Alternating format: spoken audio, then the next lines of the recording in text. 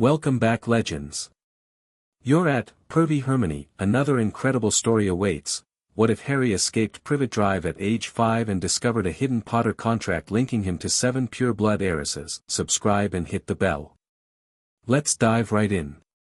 Chapter 1. The boy who ran the cupboard smelled like dust and old shoes and something that might have been a dead mouse rotting beneath the floorboards.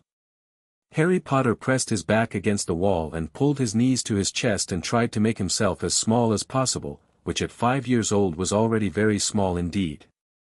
His left arm hurt. It had hurt since Tuesday, when Uncle Vernon had grabbed it and twisted and something had made a sound like a green stick snapping. Harry had learned not to cry about it. Crying made things worse. Crying meant Vernon's face went that particular shade of purple that looked like a bruise had swallowed his whole head, and then the belt came off, and then Harry spent the next few days sleeping on his stomach because his back was a canvas of welts. So he didn't cry. He sat in the dark and held his broken arm against his chest and breathed through his teeth and listened to the Dursleys living their life above him. Dudley was screaming about something. A toy, probably. Dudley was always screaming about toys. Petunia's shrill voice cut through the ceiling, cooing and soothing, and Vernon's heavy footsteps shook dust from the underside of the stairs onto Harry's head. He was hungry.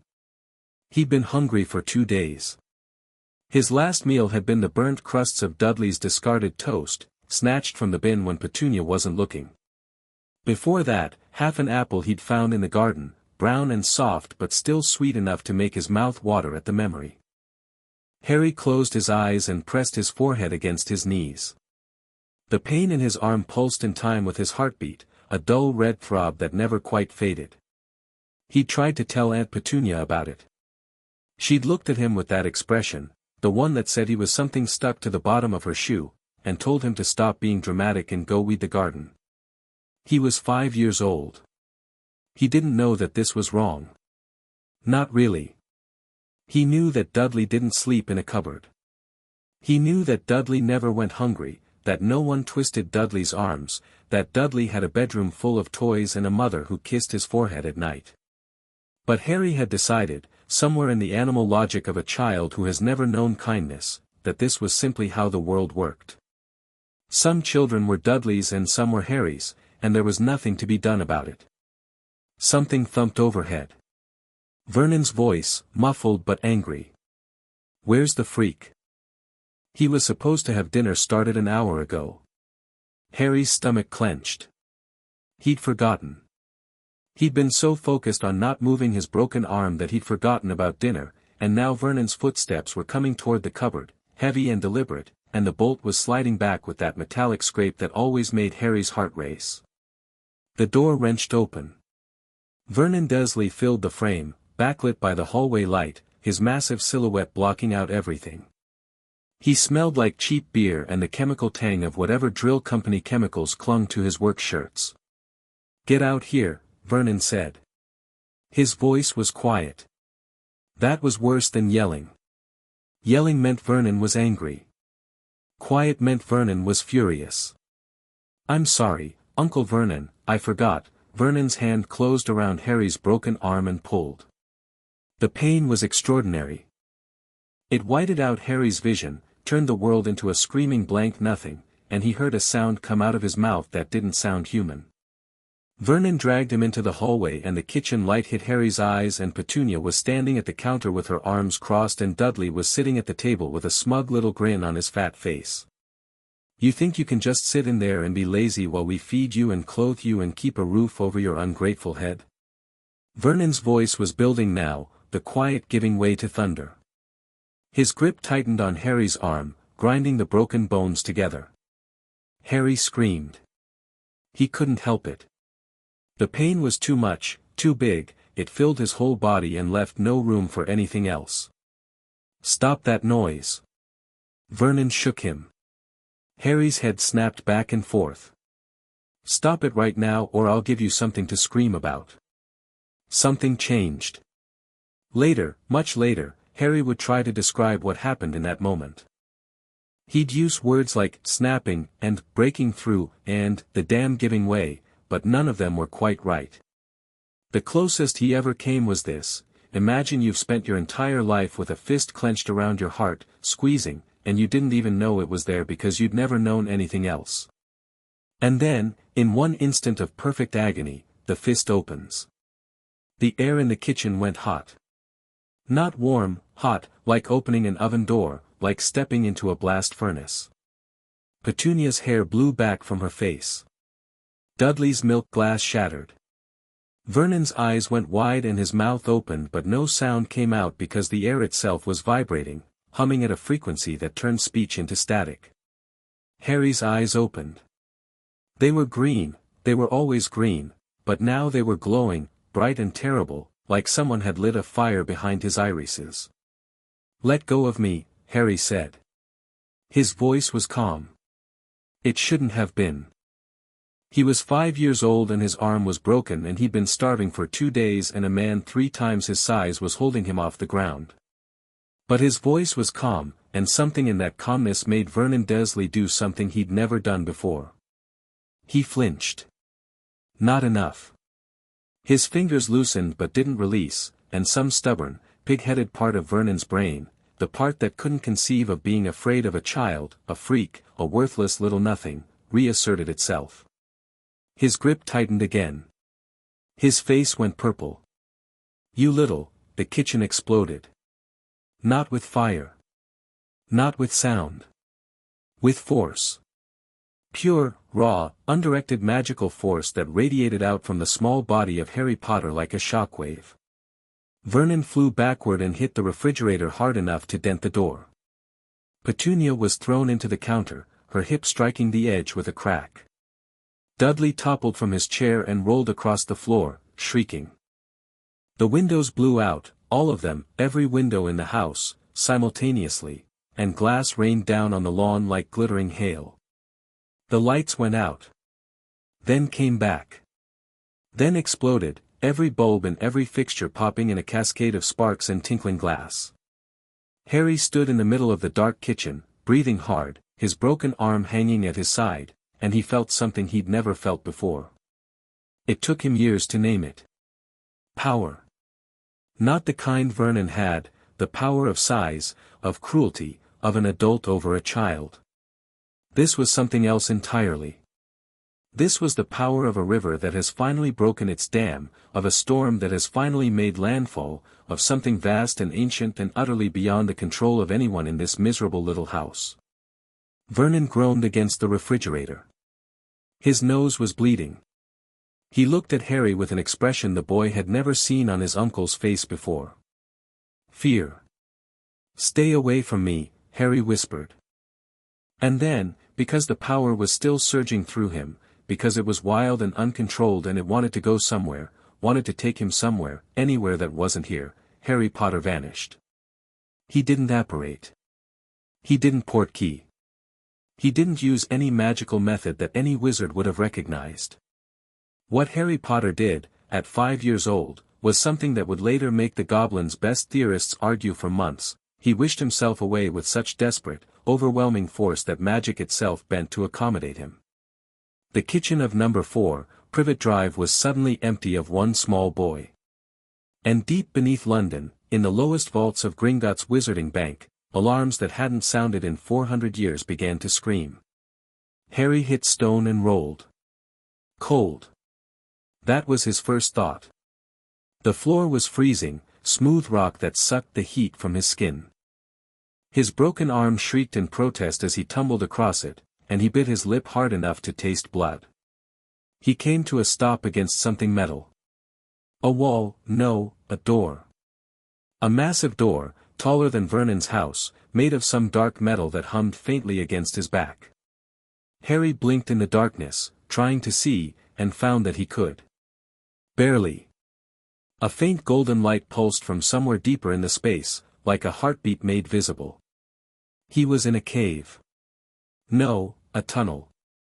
The walls were carved stone, smooth and deliberate, covered in patterns that seemed to shift and writhe when he looked at them directly. The air smelled like metal and earth and something else, something sharp and clean that he would later learn was the scent of concentrated magic. Harry stood up slowly, cradling his arm. His whole body ached. His head was pounding. But the thing that had happened in the kitchen, the power, it was still there, buzzing beneath his skin like a second heartbeat, and it made the pain feel distant, manageable. Footsteps. Fast, sharp, clicking against the stone floor. Multiple sets, coming from around a bend in the tunnel. Harry pressed himself against the metal door and tried to disappear into the shadows, an instinct honed by years of hiding from the Dursleys. The first creature that rounded the corner was 3 feet tall, with long fingers and sharp teeth and eyes like black marbles. It was wearing armor, actual armor, dark metal plates over chain mail, and it was carrying a spear that glowed faintly at the tip. Behind it came 2 more, identically equipped, and behind them came something different. This one was taller than the others, maybe 4 feet, and instead of armor it wore robes of deep crimson trimmed with gold thread. Its face was older, lined and weathered, and its eyes were different from the soldiers, not just black, but deep, with something old and knowing moving behind them. It carried no weapon. It didn't need one. Even at 5, even with no frame of reference for what he was seeing, Harry could feel the authority radiating from this creature like heat from a furnace. The soldiers spotted Harry first. Their spears came up, points gleaming, and they barked something in a language Harry had never heard, harsh, guttural, with sounds that seemed to start in the chest rather than the throat. Harry didn't run. He couldn't have said why. Every survival instinct he developed in the Dursley household told him to make himself small, to grovel, to beg. But the power was still humming through him, and it made him feel, for the first time in his life, like he didn't have to bow. He stood up straight. He looked at the creatures. And he said, in a clear, steady voice that surprised even himself, "I didn't mean to come here. I'm sorry." The soldiers paused. The older one in crimson pushed between them, moving with a quick, purposeful stride, and stopped 3 feet from Harry. It studied him. Its black eyes traveled from his bare feet to his oversized, hand-me-down clothes to the bruises on his face to the arm he held against his chest at an angle that was clearly, sickeningly wrong. Then its eyes found the scar on his forehead. The lightning bolt. The creature went very still. It said something in that harsh language. One of the soldiers responded. The creature in crimson held up a hand, silencing it, and crouched down until it was at Harry's eye level. "What is your name, child?" Its English was precise, accented, each consonant bitten off cleanly.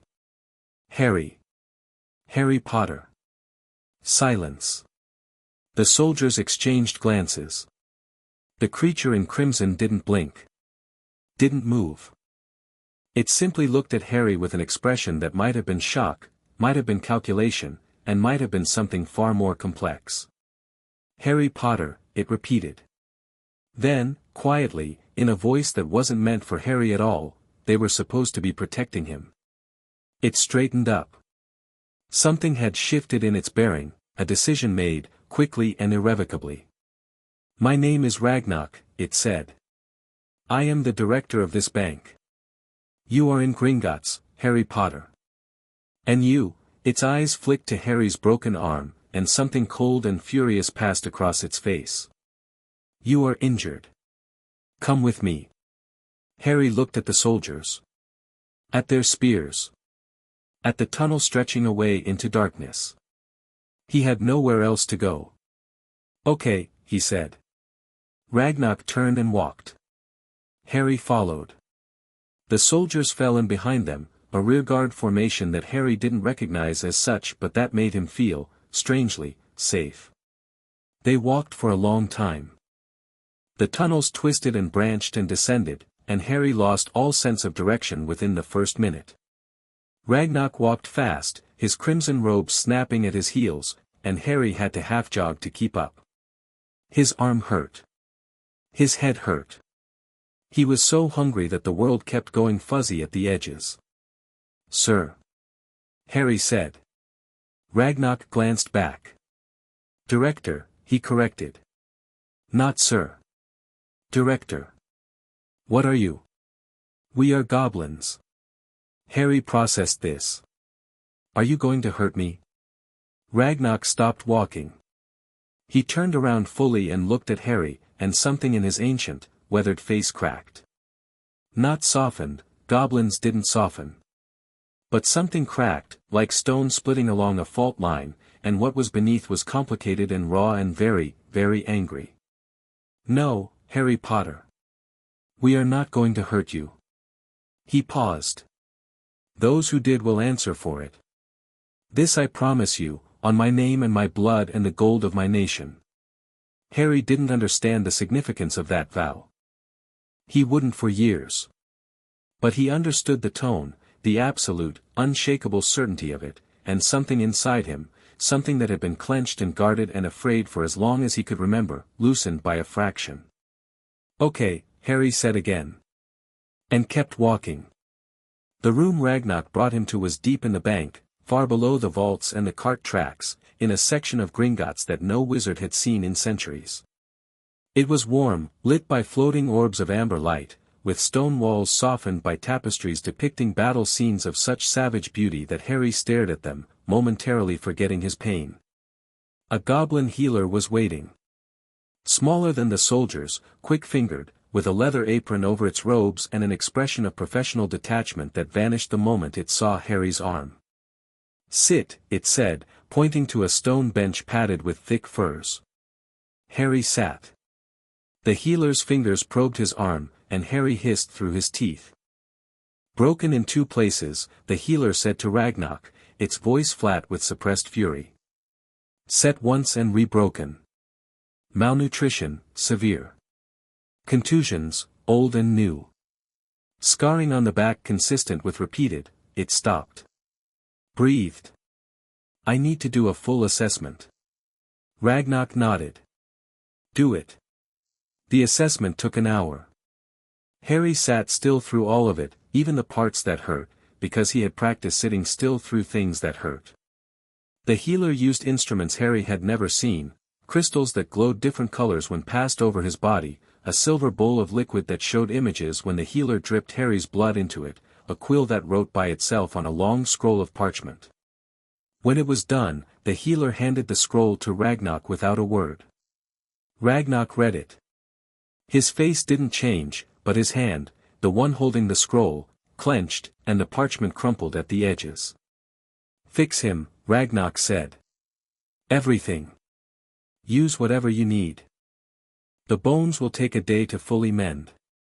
The malnutrition will require a regimen of, whatever you need," Ragnok repeated, and his tone brooked no argument. The healer worked. Harry felt warmth flow into his arm, felt the bones shift and knit, felt the deep ache that had been his constant companion for a week fade into nothing.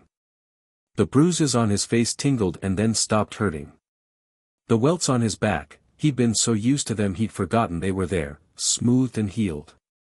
For the first time in as long as Harry could remember, nothing hurt. He looked at his arm. Straight and whole. He flexed his fingers.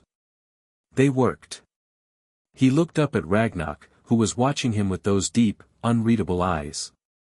"Thank you," Harry said. Ragnok pulled a chair from somewhere and sat down across from him. "Harry Potter. Do you know what you are?" "A freak," Harry said. "Automatic. Reflexive." The word came out without thought, because it was the only word anyone had ever used. "No." Ragnok's voice was sharp. Hard. "You are not a freak. You are a wizard. Do you know what that means?" Harry shook his head. "It means you have magic. Real magic, not tricks, not imagination, but a force as old as the world and as real as the stone beneath your feet. What you did tonight, in that house, the explosion, the travel that brought you here, that was magic. Your magic. And it is." Ragnok paused, choosing his words. "Considerable. Is that why strange things happen around me?" Harry asked. "Things I can't explain?" "Yes." Harry was quiet for a moment. "Then, is that why they hate me?" Ragnok's jaw tightened. "Your relatives are what we call muggles. Non-magical people. Some muggles are decent. Your relatives are not. You were placed with them after your parents died. My parents. Aunt Petunia said they were drunks. That they died in a car crash. Your aunt is a liar. No softening, no preamble. Goblins didn't believe in cushioning the truth for children. Your parents were James and Lily Potter.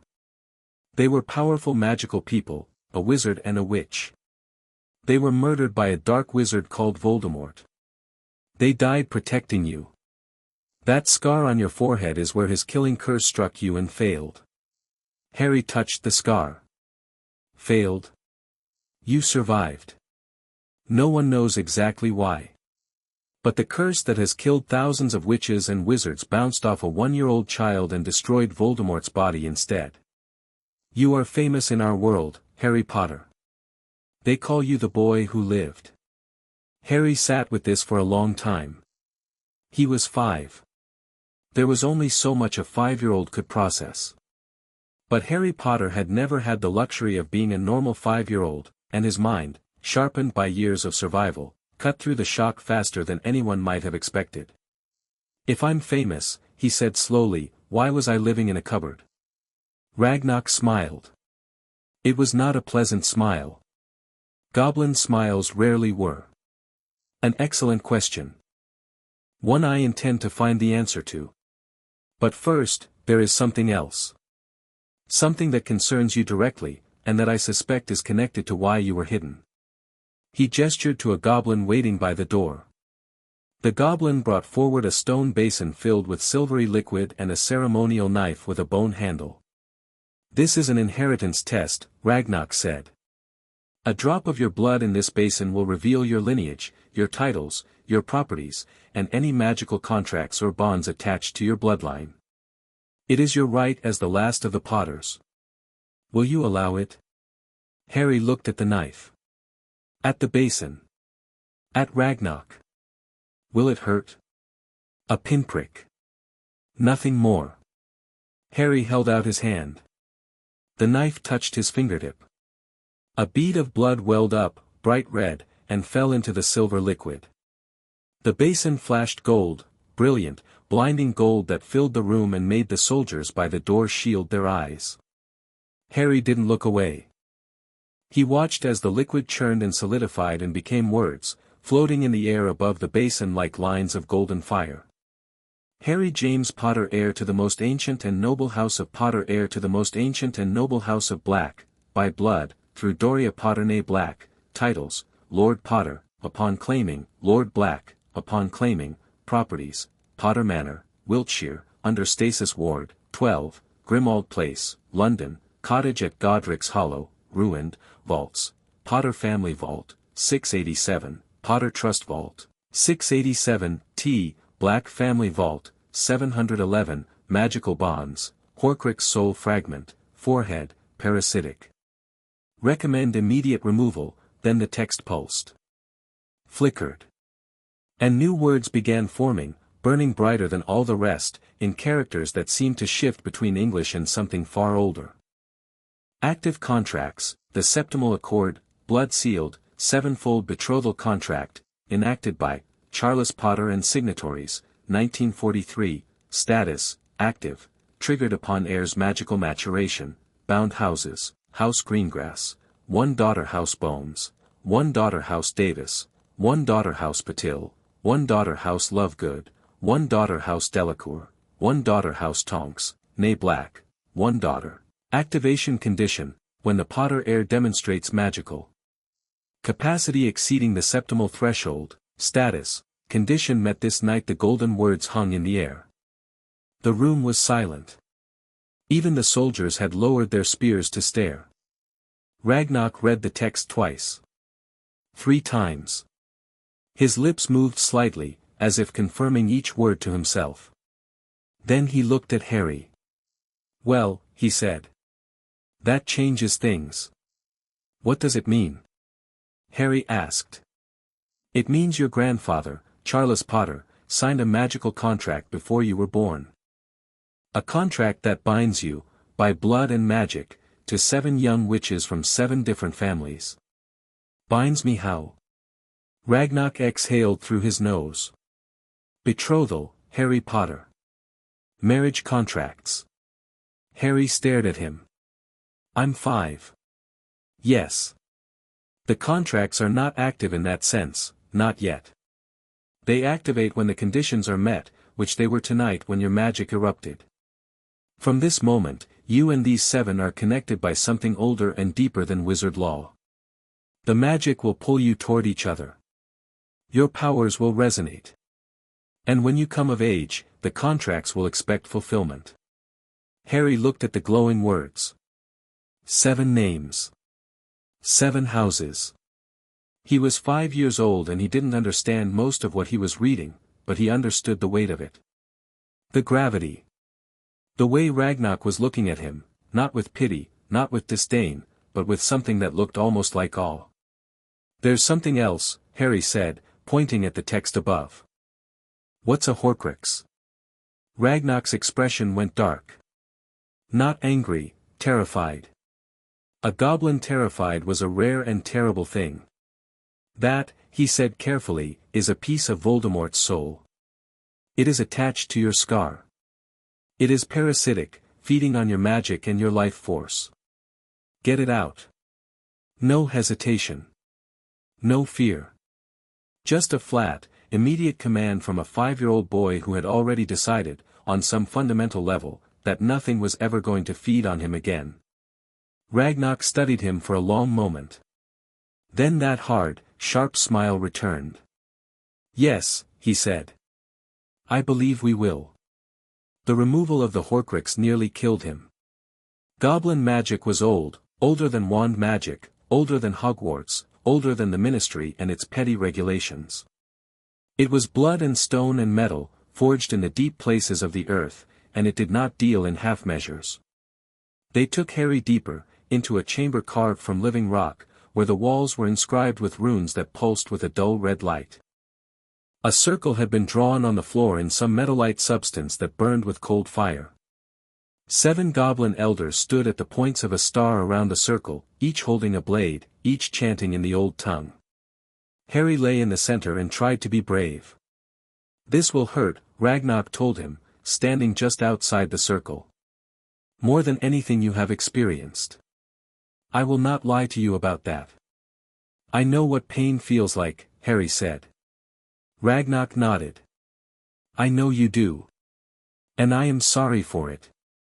The chanting rose. The runes on the walls blazed brighter. Harry felt something stir behind his scar, something cold, something wrong, something that had been sleeping inside him and was now waking up, alarmed, thrashing against the cage of his skull. The elder goblins drove their blades into the stone floor simultaneously. The circle erupted in white fire. Harry screamed. He'd promised himself he wouldn't, but the pain was beyond anything, beyond Vernon's fists, beyond the broken arm, beyond the belt. It was inside his head, a freezing, tearing agony as the thing in his scar was ripped free of the flesh and bone and magic it had burrowed into over 4 years. Black smoke poured from his forehead. It writhed and shrieked, a sound like a human voice put through a shredder, and in the smoke Harry saw a face, gaunt, terrible, with red eyes that burned with hatred. The face looked at Harry. And Harry, through the agony, through the tears, looked back. You're in me, Harry said, his voice raw, barely a whisper. You killed my parents and you put a piece of yourself in me. The face twisted. Screamed. And the white fire consumed it. The smoke burned away to nothing. The runes faded. The chamber went dark and then the amber lights returned, soft and steady. Harry lay on the stone floor, gasping, his scar bleeding freely, but the cold wrongness that had lived behind it for as long as he could remember was gone. He felt clean. He felt light. He felt like himself for the first time in his life, and he hadn't even known he wasn't. Ragnok knelt beside him and pressed a cloth to his forehead. It's done. Good, Harry said. And passed out. He woke in a bed. A real bed, not a cot, not a cupboard floor, but an actual bed with sheets and blankets and pillows that smelled like lavender. The room was small and carved from stone but comfortable, with a fireplace burning low and bookshelves on every wall. Ragnok was sitting in a chair by the fire, reading a scroll. He looked up when Harry stirred. "How long?" Harry asked. 3 days. The healers have been tending you. Your magical core was severely strained by the removal. It will recover. In fact, he set down the scroll. Your magical core, without the parasitic drain of the Horcrux, is the largest we have measured in a living being in over 2 centuries. You were already powerful, Harry Potter. Now you are something else entirely. Harry sat up in bed. He felt strange. Strong, but in a way that went beyond physical. The buzzing under his skin was still there, but it was different now, cleaner, sharper, more controlled. Like the difference between static and music. What happens now? Harry asked. Do I go back? Back where? To the Muggles who broke your bones and starved you. I don't have anywhere else. Ragnok stood. He walked to the bedside and looked down at Harry with an expression that the boy would later realize was the closest a goblin came to tenderness. You have options, Harry Potter. More than you know. You are the heir of 2 noble houses. You have wealth enough to live 100 lifetimes. You have properties, political power, and a magical contract that binds you to 7 of the most prominent families in magical Britain. You are, in the eyes of our world, one of the most important people alive. He paused. But you are also 5 years old, orphaned, and alone. You need protection. Education. A home. He straightened. The Goblin Nation does not involve itself in wizard affairs. This is our oldest law, and I am about to break it. You will stay here, Harry Potter. We will raise you. We will teach you. And when you are ready, you will walk into the wizarding world not as a lost child, but as someone worthy of the name you carry. Harry looked at this strange, fierce, ancient creature who had healed his wounds and killed the thing in his head and was now offering him something no one had ever offered him before. A chance. Why? Harry asked. Why would you do that for me? Because your family has always dealt fairly with us. Because those contracts bind you to the future of our world as much as yours. Because the dark wizard who killed your parents is not truly dead, and when he returns, you will need to be ready. Ragnok's eyes glinted. And because I looked at that healer's scroll, at the catalogue of what those Muggles did to you, and I decided that the Goblin Nation could afford to break 1 law for 1 child. Harry was quiet. Then he held out his hand, small, scarred, steady. Thank you, Director Ragnok. Ragnok looked at the offered hand. In Goblin culture, an open hand meant trust. It meant I am armed but I choose not to strike. It was not a gesture goblins offered lightly, or accepted lightly. He took Harry's hand and shook it once, firmly. Welcome to Gringotts, Harry Potter. 6 years passed. They were the best 6 years of Harry's life, which wasn't saying much given what had come before, but they would have been remarkable years by anyone's standard. The goblins were not gentle tutors. They didn't coddle, didn't praise without cause, and didn't lower their standards for a human child, even one they'd chosen to protect. They trained Harry the way they trained their own young, relentlessly, rigorously, and with the unshakable belief that hardship was the forge in which excellence was shaped. Magic came first. Not wand magic, the goblins considered wands a crutch, a shortcut that wizards had grown dependent on to their detriment. Harry learned to channel his power through his body, his hands, his will. It was brutal work. For the first year, he couldn't produce more than sparks and faint lights, and the goblin mages who taught him were merciless in their criticism. But Harry had something the goblins recognized and respected: he didn't quit. He failed and got up. Failed again and got up again. Bled, burned, exhausted himself to the point of collapse, and dragged himself back to the training chamber the next morning. By age 7, he could move objects with a gesture. By 8, he could shield himself against physical and magical attacks. By 9, he was dueling goblin warriors and occasionally winning. By 10, the goblin mages had run out of things to teach him and had resorted to setting him increasingly impossible challenges just to see what he'd do. He usually found a way. Wand magic came later, taught from books and scrolls in the Potter Vault that Ragnok made available to him. Harry devoured them. Charms, transfiguration, defense, even the basics of arithmancy and ancient runes, he consumed magical knowledge the way a starving man consumed food, which in a sense was exactly what he was. The goblins supplemented this with their own magical traditions, teaching Harry curse-breaking techniques and word analysis and the fundamentals of magical metallurgy. But it wasn't all magic. Ragnok insisted on a broader education, and Harry found himself studying history, both goblin and wizarding, with the goblins' version being considerably less flattering to wizards, politics, economics, languages, gobbledygook, French, and Latin, etiquette, strategy, and combat. The combat training was physical as well as magical, goblin-style fighting that emphasized speed, precision, and ruthless efficiency over brute force. Harry was taller than his instructors by age 9, but they could still put him on the floor in seconds. He learned from every defeat. He also learned about his parents. Ragnok gave him access to James and Lily's personal effects, stored in the Potter Vault. Letters, journals, photographs that moved and waved and smiled at him. Harry spent hours with those photographs.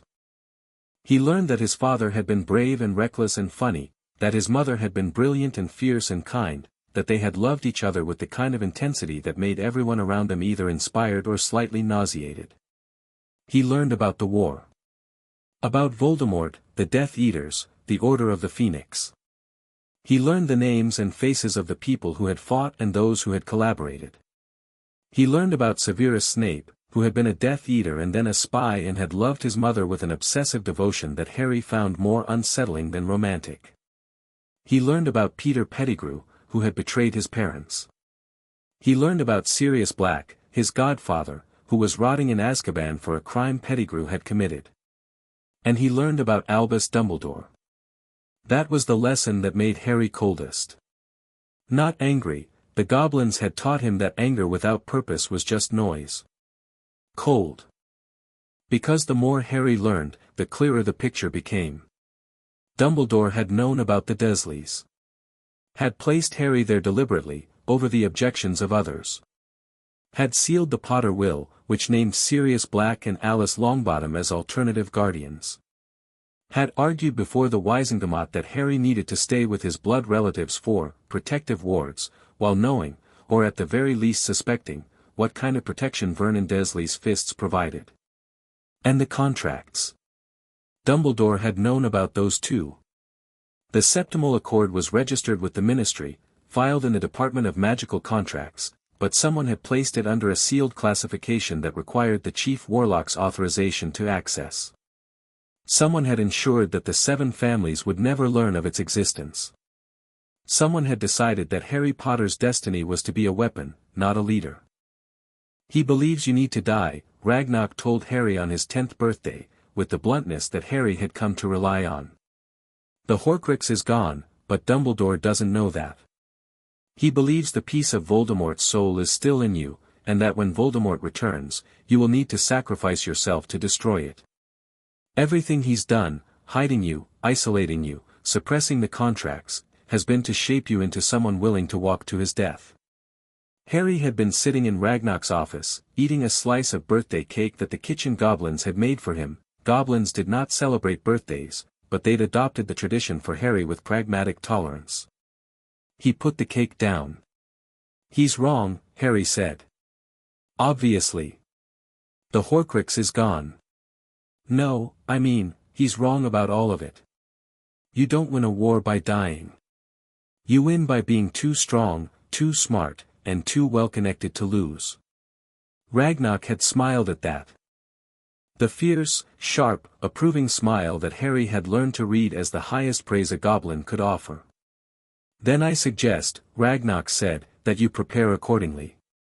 On the morning of his 11th birthday, Harry Potter stood in front of a mirror in his quarters deep beneath Gringotts and considered the person looking back at him. He was small for his age, the malnutrition of his first 5 years had left its mark despite the goblin's best healing, but he was lean and quick, with the wiry build of someone who'd spent 6 years in combat training. His black hair was as unmanageable as ever, but he'd learned to keep it short enough that it wasn't a liability. His eyes were green.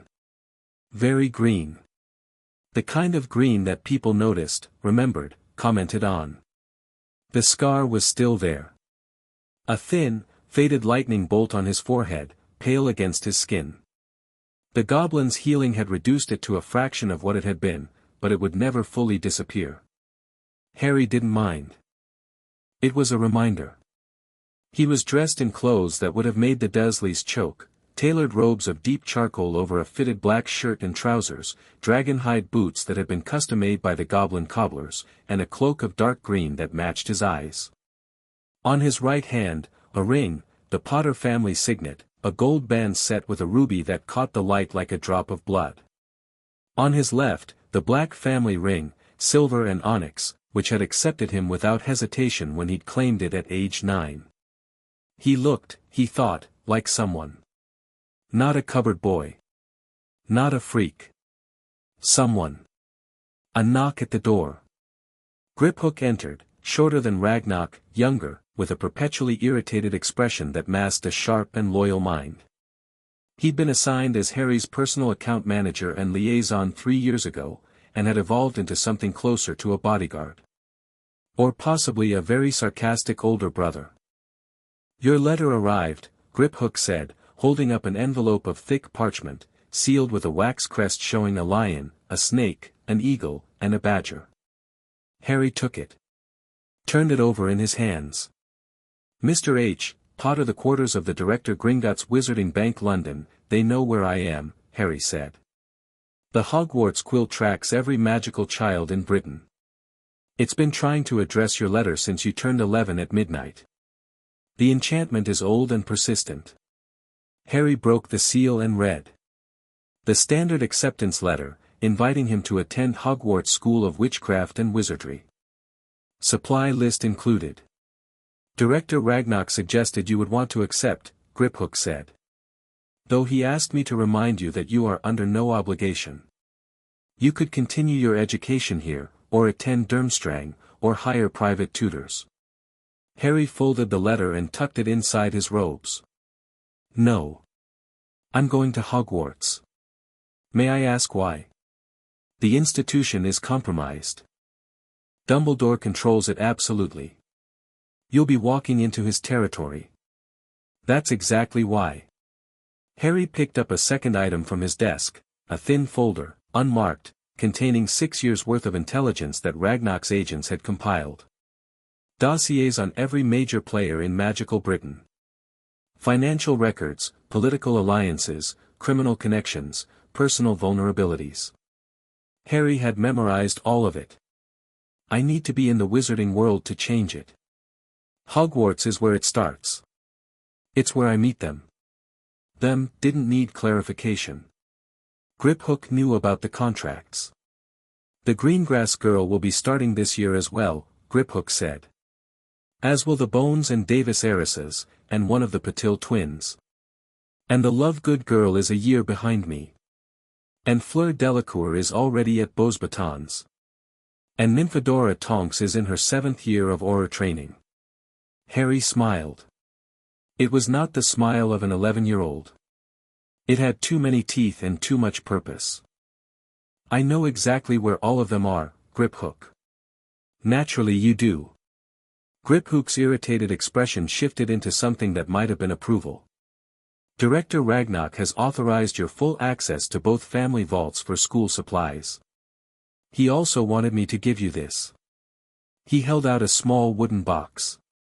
Harry opened it. Inside, on a bed of black velvet, lay a pendant on a fine gold chain. The pendant was a small disc of goblin-forged silver, inscribed with runes so tiny they were almost invisible, pulsing with a faint inner light. "A communication medallion," Griphook said. "Keyed to the director's personal office. Untraceable, unblockable, and impervious to wizard surveillance magic. If you need us, we're there. Harry lifted the pendant and fastened it around his neck, tucking it beneath his shirt where it lay warm against his chest. Thank Ragnok for me. Thank him yourself. He's waiting for you in his office. He insists on a final briefing before you leave for Diagon Alley tomorrow. Harry strode through the tunnels of Gringotts with the ease of someone walking through his own home, because that's what it was. He nodded to goblins as he passed, and they nodded back, not warmly, because goblins didn't do warmth, but with respect. Harry Potter had earned his place here. He'd bled for it, trained for it, proven himself worthy of it by goblin standards, which were the only standards that mattered down here. Ragnok's office was the largest chamber in the deep levels, carved from a single block of granite and furnished with a brutal elegance that was pure goblin aesthetic, function first, beauty only if it served function. The director sat behind a desk made from the keel of a Viking warship, and he looked up when Harry entered with an expression that had evolved considerably over 6 years from pragmatic interest to something that, in a goblin, passed for paternal pride. Sit, Ragnok said. Harry sat. Tomorrow you enter their world. You will be watched from the moment you step into Diagon Alley. Dumbledore has had agents looking for you for 6 years. The moment you surface, he'll know. Good. Good. I want him to know. I want all of them to know. The hiding is over, Director.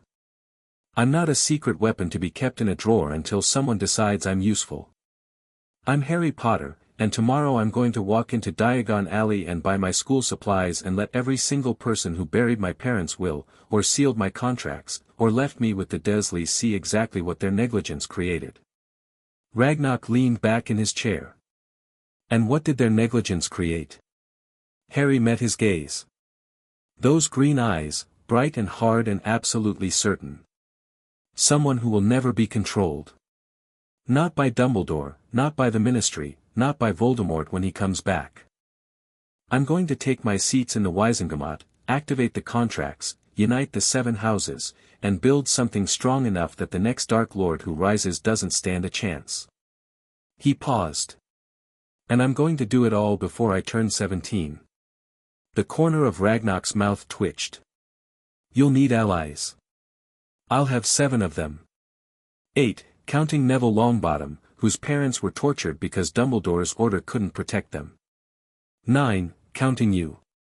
The Goblin Nation does not ally with wizards. The Goblin Nation raised one. I think we're past that particular tradition, Director. Ragnok laughed. It was a rare sound, harsh, short, like rocks grinding together, and it echoed off the granite walls. Your mother's nerve, he said, shaking his head. And your father's arrogance. It's a terrifying combination. He opened a drawer and produced a scroll, which he pushed across the desk. This is everything we have on the 7 families. Updated as of this morning. The Greengrass family is aware of the contracts. Lord Greengrass discovered a reference in his family's archives 3 years ago and has been quietly investigating since. The others remain ignorant. Harry took the scroll and tucked it into his robes. Daphne Greengrass. She's my age. She is. By all accounts, she's intelligent, politically astute, and already developing a reputation at her family's social events for being unnervingly composed. The other children call her the Ice Queen. Sounds like someone I want on my side. She will likely be your most important ally, or your most dangerous opponent, depending on how you handle the first meeting. She knows about the contract, Harry. She's had 3 years to form opinions about it. Then I'd better make a good impression. Harry stood. Tomorrow, then. Tomorrow. Ragnok stood as well, and for a moment, the two of them, the goblin director and the human boy he'd raised, stood facing each other in the ancient stone office, and there was something in the air between them that neither would have been comfortable naming. Harry, Ragnok said.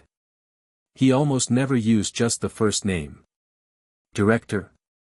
Come back. When you need to. This is your home. Harry's throat tightened. Just for a second.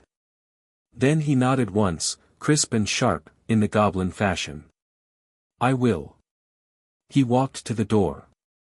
Stopped. Turned back. Ragnok. Thank you. For everything. For the healing and the training and the truth. For choosing to break your oldest law for a half-dead child in a cupboard. Ragnok sat back down and picked up his quill, returning to his work as if the conversation had never happened. But his voice, when he spoke, was rough in a way that had nothing to do with the guttural nature of gobbledygook. The law was wrong, he said simply. Now go prepare. You have a world to conquer. Harry grinned, a real grin, bright and fierce and young, the grin of an 11-year-old boy on the eve of the greatest adventure of his life. He walked back to his quarters through the torchlit tunnels, the communication pendant warm against his chest and the weight of 2 house rings on his fingers and the knowledge of 7 names burning in his mind like stars. Daphne. Susan. Tracy. Padma. Luna. Fleur. Tonks. 7 witches. 7 houses. 7 threads of an ancient contract that someone had tried very hard to bury. Tomorrow, Harry Potter would walk into the sunlight for the first time in 6 years, and the world that had forgotten him was going to remember. He wasn't afraid. He'd never been less afraid. The cupboard boy was gone, burned away in goblin fire and rebuilt in goblin steel, and what remained was something that Dumbledore hadn't planned for, the Ministry hadn't anticipated, and Voldemort, wherever his wretched, fragmented soul was hiding, was going to wish had stayed buried. Harry Potter was coming. And he was bringing a storm. He sat on the edge of his bed, pulled out the Hogwarts letter one more time, and read it by the light of the floating amber orbs. Then he set it on his nightstand, lay back against his pillows, and closed his eyes. Tomorrow. He slept well. He always slept well these days. No nightmares, the Horcrux had taken those with it when it burned. No hunger, no pain, no cold dark cupboard with the smell of dust and dead mice. Just dreams of green light and his mother's voice, telling him to be brave, and the sure, warm knowledge that for the first time in his life, he was exactly where he was supposed to be, on his way to exactly where he needed to go. Chapter 2, Diagon Alley. The morning came with the particular silence that only existed deep underground, no birdsong, no wind, no traffic. Just the faint hum of ancient wards and the distant clink of goblin industry that never truly stopped. Harry had been awake for an hour before the amber lights in his room brightened to signal dawn on the surface. He'd used the time to stretch, to run through the hand-to-hand forms Battlemaster Gnarlfang had drilled into his muscles over 6 years, and to review the dossiers one final time. He dressed with care. Not vanity, goblins had no patience for vanity, but precision. Appearance was a weapon, and today Harry was walking into a battlefield. The charcoal robes were understated enough not to scream wealth but tailored enough to communicate status. The Potter ring gleamed on his right hand. The black ring he kept turned inward, the crest hidden against his palm. No need to play that card yet. Griphook met him at the entrance to the upper tunnels, looking even more irritated than usual, which Harry had learned meant he was nervous. The director has arranged for us to enter Diagon Alley through the bank's main entrance, Griphook said, falling into step beside Harry. Maximum visibility. His words, not mine. Ragnok wants them to see me walking out of Gringotts. Obviously. The message being that the Potter heir has been under goblin protection. It establishes a precedent and sends a warning simultaneously. Smart. He's been running this bank for 90 years. He's occasionally competent. They rode the carts up from the deep levels. Harry had loved the carts since his first ride at age 5, terrified and exhilarated in equal measure, and 6 years hadn't dulled the thrill. The carts screamed through the darkness, banking around corners at impossible angles, plunging through waterfalls and past sleeping dragons. When it finally screeched to a halt at the main level, Harry stepped out with his hair wilder than ever and something close to joy on his face. Griphook smoothed his own robes with offended dignity. Barbaric contraptions. The main floor of Gringotts was a cathedral of marble and gold, and even at this early hour, it was busy. Goblins worked at their stations, weighing coins, examining gems, scratching figures in ledgers with quills that moved almost too fast to follow. A handful of witches and wizards stood at the counters, conducting their business with the particular blend of nervousness and condescension that wizards always displayed in goblin territory. Harry walked through the hall like he owned it. He didn't strut or swagger, goblin training had cured him of anything so obvious. He simply moved with the relaxed confidence of someone who belonged, nodding to goblins who glanced up from their work, and they nodded back. The witches and wizards in the hall noticed. A young woman with mousy brown hair actually stopped mid-transaction to stare. A wizard in plum-colored robes elbowed his companion and pointed. Harry ignored them. He walked to the massive bronze doors at the entrance, where two goblin guards in full ceremonial armor stood at attention. They saluted him, fist to chest, the goblin warrior's greeting, and Harry returned it crisply. Then he stepped outside, and for the first time in 6 years, sunlight hit his face. It was a strange sensation. Not unpleasant, but disorienting, the sheer openness of the sky, the noise and color and movement of the street, the smell of food and smoke and perfume and 100 other things that didn't exist in the clean stone air of the deep tunnels. Harry stood on the top step of Gringotts and let it wash over him, and for just a moment, he was 5 years old again, small and lost and overwhelmed. Then the moment passed, and he was himself again. Diagon alleys stretched out below him, cobblestone and chaotic, storefronts jostling for space in a riot of color and magic. Cauldrons stacked outside one shop, owls hooting from another, a display of self-stirring wands spinning lazily in a window. Witches and wizards of every description crowded the narrow street, shopping, arguing, laughing, living. It was loud and messy and wonderful. Where first? Harry asked. Griphook consulted a list. Your supply list requires robes, books, a cauldron, potions, ingredients, a telescope, and a wand. I suggest Twilfit and Tattings for the robes. The Potter account has a standing arrangement. Then Flourish and Blots, then the Apothecary, then Ollivanders. Not Madame Malkin's. Madame Malkin's is for the general public. You are Lord Potter. You shop at Twilfit and Tattings. Harry bit back a smile. Lead on. They descended the steps of Gringotts and entered the flow of the crowd.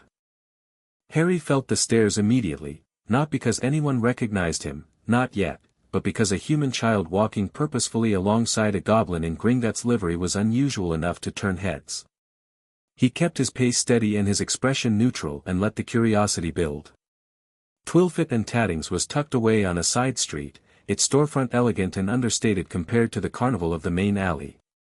A bell chimed as they entered, and the interior was cool and quiet, all dark wood and soft lighting and bolts of fabric in every color imaginable. A tall, thin wizard in measuring tape spectacles emerged from the back. Good morning, good morning. How may I, oh. His eyes found Griphook first, then Harry, and something complicated happened behind his professional smile. Welcome to Twilfit and Tattings. Might I have the pleasure of knowing whom I'm serving? Harry Potter, Harry said. I need Hogwarts robes. 3 sets of plain black work robes, 1 winter cloak with silver fastenings, and 1 set of dress robes. Acromantula silk for the dress robes, if you have it. The wizard's measuring tape spectacles nearly fell off his face. Harry Potter. The Harry Potter? Is there another one? The wizard, Mr. Twilfit himself, as it turned out, recovered with admirable speed. Of course, Mr. Potter. If you'll step onto the fitting platform, we'll get you sorted immediately. Acromantula silk, yes, we have a lovely midnight blue that would complement your coloring. Black, Harry said. For the dress robes. Black. Yes. Naturally. Harry stepped onto the platform and stood still while enchanted tape measures flew around him, recording dimensions. Twilfit bustled about, pulling fabric samples and muttering to himself about thread counts. The bell chimed again. Harry didn't turn around immediately.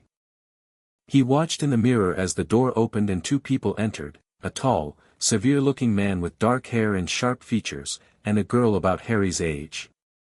The man wore robes of deep green, impeccably tailored, and carried himself with the rigid formality of old money. The girl was striking even at 11, pale blonde hair pulled back from a face that was all clean lines and cool composure, with blue eyes that took in the shop, grip hook, and Harry in one efficient sweep. Lord Greengrass and his daughter. Harry recognized them from the dossiers. Daphne's eyes met his in the mirror. She didn't gasp, didn't stammer, didn't do any of the things a normal 11-year-old might do upon encountering the most famous child in magical Britain.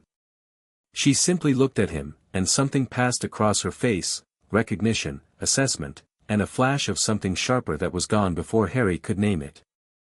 Lord Greengrass, Twilfit said, abandoning Harry's measurements. And Miss Greengrass. What a pleasure. I'll be with you in just a moment, I'm attending to Mr. Potter. Lord Greengrass went still. His eyes found Harry on the platform, and Harry watched the man's political mind engage, calculating, weighing, recalibrating. He recovered faster than Twilfit had, his expression settling into a mask of polite interest. Mr. Potter. What an unexpected pleasure. His voice was smooth, cultured, giving nothing away. I wasn't aware you had returned to magical society. Harry stepped down from the platform and offered his hand. Lord Greengrass. The pleasure is mine. I've been looking forward to meeting you. Greengrass took the hand. His grip was firm, testing. Harry matched it. Their eyes met, and in that brief contact, a conversation happened that had nothing to do with words. Greengrass saw the Potter ring. His pupils dilated fractionally. You've claimed your ring, he said quietly. 3 years ago. Greengrass's mask slipped for just a moment, and what was underneath was a complicated mixture of relief, wariness, and respect. Then we have a great deal to discuss, Mr. Potter. We do. But perhaps not in a tailor's shop. Harry glanced at Daphne, who had been watching the exchange with those cool blue eyes, cataloging everything. Miss Greengrass. I believe we'll be classmates. It seems likely. Her voice was composed, measured, and about 10 years older than her face. I've heard a great deal about you, Mr. Potter. Only the best things, I hope. Actually, very little at all. You've been remarkably difficult to find information on. Harry smiled. That was deliberate. Something flickered in Daphne's expression.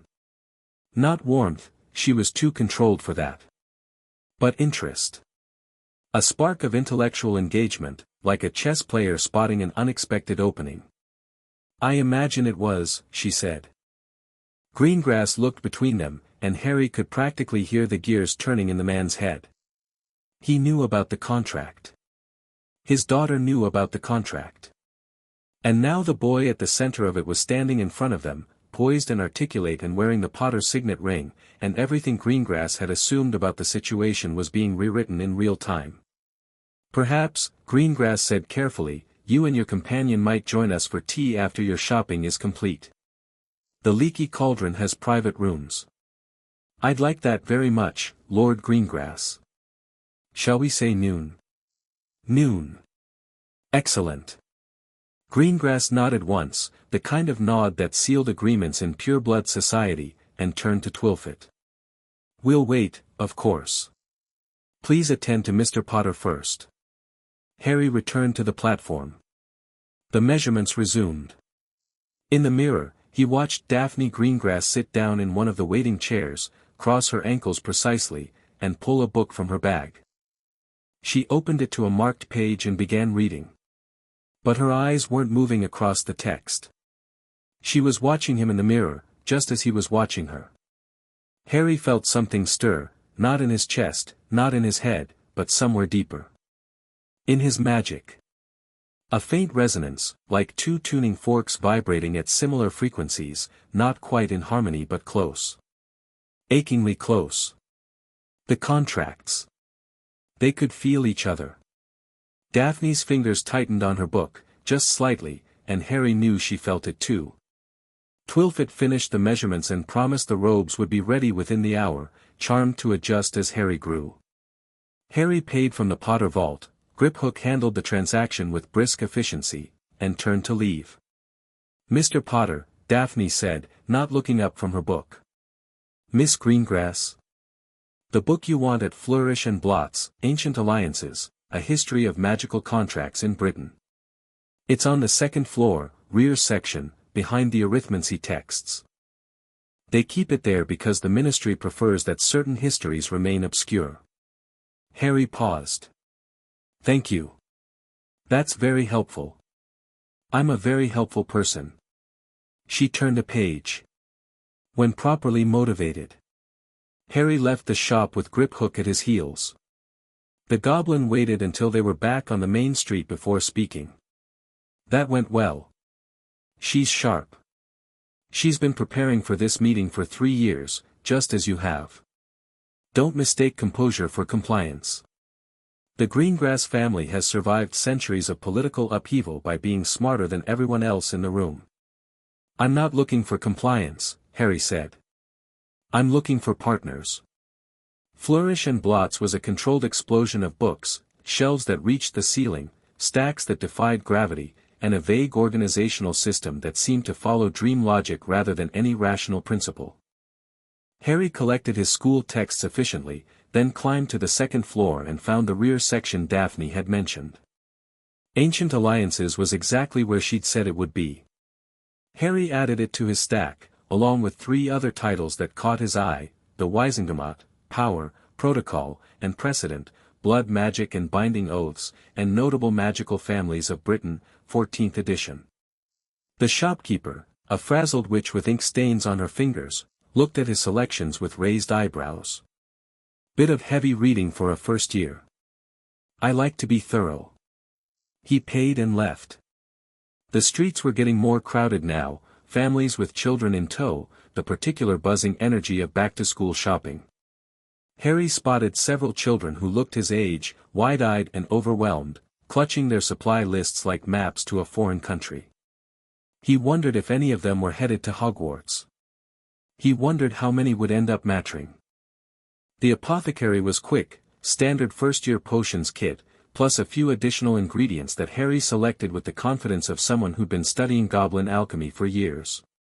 The telescope came from a small shop near the Leaky Cauldron, where a wheezy old wizard tried to upsell him on a premium stargazing package and was gently but firmly rebuffed. Then came Ollivander's. The shop was narrow and shabby, squeezed between larger storefronts, with a single wand on a faded purple cushion in the dusty window display. The sign read Ollivander's, makers of fine wands since 382 BC. Harry pushed open the door, and a bell tinkled somewhere in the darkness beyond. The inside was dim and close, with thousands of narrow boxes stacked floor to ceiling on shelves that disappeared into shadow. The air tasted of dust and old wood and something electric, raw magical residue, the accumulated charge of centuries of wand crafting. "I wondered when I'd be seeing you, Mr. Potter." The voice came from everywhere and nowhere. Then a man materialized from between the shelves, thin, old, with wide, pale eyes that caught what little light existed and reflected it back like a cat's. Garrick Ollivander moved with a strange, gliding gait, as if his feet weren't quite touching the floor. "Mr. Ollivander," Harry said. "You have your mother's eyes." Ollivander stopped 3 feet away and studied Harry with an intensity that would have been uncomfortable if Harry hadn't spent 6 years being stared at by goblins, who could make eye contact into an act of war. "And something else. Something I don't recognize. I've had an unusual upbringing." "Clearly." Ollivander tilted his head. "Your wand arm." "Right." A tape measure leaped from the counter and began measuring Harry, arm length, finger span, the distance between his nostrils, for some reason. Ollivander vanished into the stacks, and Harry heard boxes being shifted and shuffled. Try this, Ollivander said, emerging with a wand. Beechwood and dragon heartstring, 9 inches. Nice and flexible. Harry took it. The wood was warm but inert. He gave it a wave, and a few desultory sparks drifted out, like a candle guttering. No, no. Not at all. Ollivander plucked the wand away and handed over another. Maple and phoenix feather, 7 inches. Quite whippy. Worse. The wand actually felt cold in Harry's hand, almost hostile, and when he waved it, nothing happened at all. Ollivander's eyes had brightened. He loved a challenge. You're a difficult customer, Mr. Potter. Let's see. They worked through dozens of wands. Ebony and unicorn tail, 12 inches, it shot a jet of water at the ceiling. Willow and dragon heartstring, it hummed pleasantly but wouldn't produce more than a warm glow. Yew and phoenix feather, Harry put that one down before he even waved it. It felt wrong. Hungry. He didn't like it. Fascinating, Ollivander murmured after the 33rd wand. He was practically vibrating with excitement. Your magical signature is unusually broad, Mr. Potter. Most witches and wizards resonate on a narrow band, one core type, one wood family. But you. He disappeared deeper into the stacks than Harry had seen him go before, into a section where the dust was thicker and the boxes were older. He returned with a single box, older than the others, made of some dark wood that had been polished smooth by time. Holly and phoenix feather. 11 inches. Nice and supple. Harry took the wand and the world changed. Heat surged up his arm and through his body, and it wasn't like the wild, uncontrolled explosion at Privet Drive or the focused intensity of goblin-trained wandless magic. It was something new, a perfect synthesis, a bridge between the raw power inside him and the physical world outside. Red and gold sparks erupted from the tip of the wand like a fountain, and the narrow shop was briefly, brilliantly illuminated. Oh, bravo! Ollivander cried. Yes, yes, I thought so, I thought it might be. He stopped. His pale eyes had gone very wide. Curious, he whispered. Very curious. What's curious? I remember every wand I've ever sold, Mr. Potter. Every single one. The phoenix whose tail feather resides in your wand gave another feather, just one other. It is curious that you should be destined for this wand, when its brother gave you that scar. Harry looked at the wand in his hand. Holly, light-colored, elegant, deceptively slender. Inside it, a feather from the same phoenix that had supplied the core of Voldemort's wand. Brother wands, Harry said. What happens when brother wands fight? Ollivander blinked. Most 11-year-olds wouldn't have known to ask that question. They do not function well against each other. The cores resist. The connection creates a phenomenon called priori incantatem, a forcing of the wands to regurgitate their spells. So if I faced Voldemort with this wand, our spells would lock. In theory, yes. Harry weighed the wand in his hand. It was a perfect fit. It sang to his magic. But a weapon with a built-in vulnerability against his primary enemy was a liability he couldn't afford. I'll take it, Harry said. And I want to commission a second wand. Ollivander's expression shifted from excitement to something more guarded. A second wand? That's highly unusual, Mr. Potter. The Ministry restricts wand ownership for underage wizards, not wand possession by heads of noble houses. Harry kept his voice mild. I've read the statutes, Mr. Ollivander. As Lord Potter, I'm entitled to a house wand in addition to a personal wand. It's in the Charter of 1289. Ollivander stared at him. Then a slow, delighted smile spread across his lined face. Your mother's cleverness. I see it now.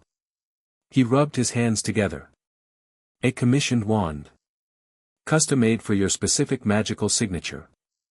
That will take time. I'll need to test you with various cores and woods, determine the optimal combination. I can save you some time. Harry held out his right hand, palm up, and let his magic rise. Not through the wand, through his skin, the way the goblins had taught him. A sphere of pure white light formed above his palm, dense and stable, thrumming with contained power. Ollivander's smile faded. His pale eyes went very, very wide. Wandless magic, he breathed. Controlled wandless magic. At 11 years old. My upbringing was unusual, Harry repeated. What can you tell from looking at this about what core and wood would suit me? Ollivander reached out and held his hand near the sphere without touching it. His fingers trembled. Power, immense power, and old. This has been shaped. Trained. There are signatures in here I've never. He pulled his hand back. Mr. Potter, who taught you this? Friends. Ollivander looked at Harry. Looked at Griphook, who was standing by the door with his arms crossed. Looked back at Harry. And whatever conclusion he drew, he kept to himself. The holly wand is your heart's match, Ollivander said.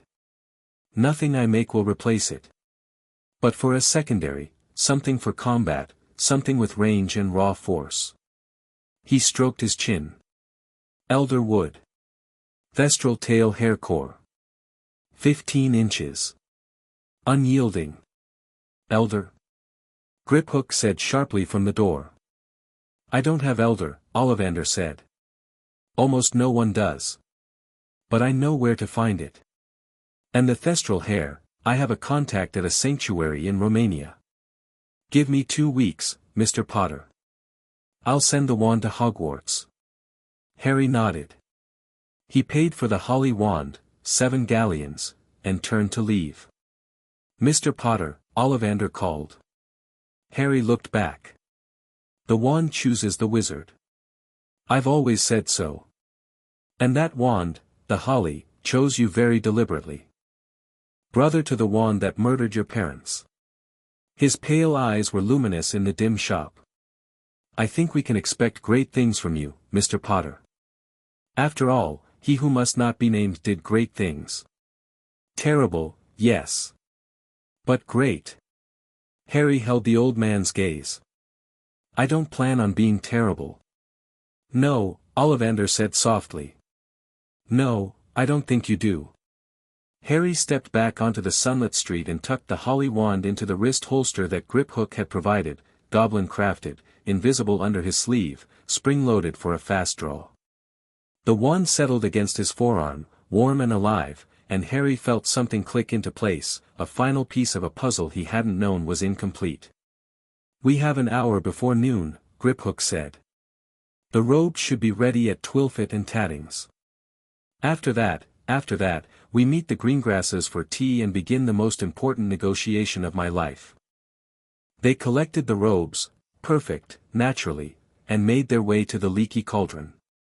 The pub was dark and smoky and bustling, with a clientele that ranged from respectable to questionable. Tom the barkeep, a stooped, toothless man with a warm manner, showed them to a private room on the first floor without asking questions. Lord Greengrass and Daphne were already there. The room was small but comfortable, with a round table set for tea and a window that looked out on Charing Cross Road, though muggles walking by would see only a bricked-up wall.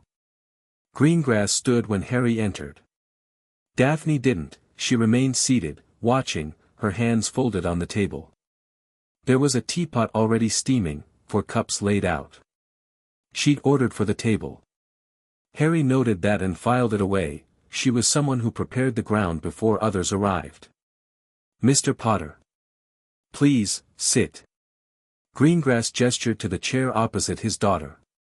Harry sat. Griphook took a position by the door, standing, arms behind his back. His presence was deliberate, a statement that this conversation had goblin witness. There was a moment of silence. The social dance of pure-blood courtesy demanded small talk, pleasantries, a gradual approach to the matter at hand. Harry had studied these conventions extensively. He also knew when to break them. You know about the septimal accord, Harry said. Greengrass blinked. Daphne's teacup paused halfway to her mouth. I appreciate directness, Lord Greengrass. I know you discovered references to the contract 3 years ago. I know you've been investigating since. I know you've been unable to access the full document because the chief warlock sealed it. And I know you've been wondering whether the boy at the center of it was alive, dead, or a puppet. Greengrass set his own teacup down carefully. You are remarkably well informed. The goblins are remarkably thorough. I have a full copy of the accord, authenticated by Gringotts, and I'm prepared to share it with you today. But first, I want to know where you stand. Greengrass glanced at his daughter. Something passed between them, a communication that spoke to years of closeness and mutual respect. Daphne gave the faintest nod. Where I stand, Greengrass said slowly, depends entirely on who you are, Mr. Potter.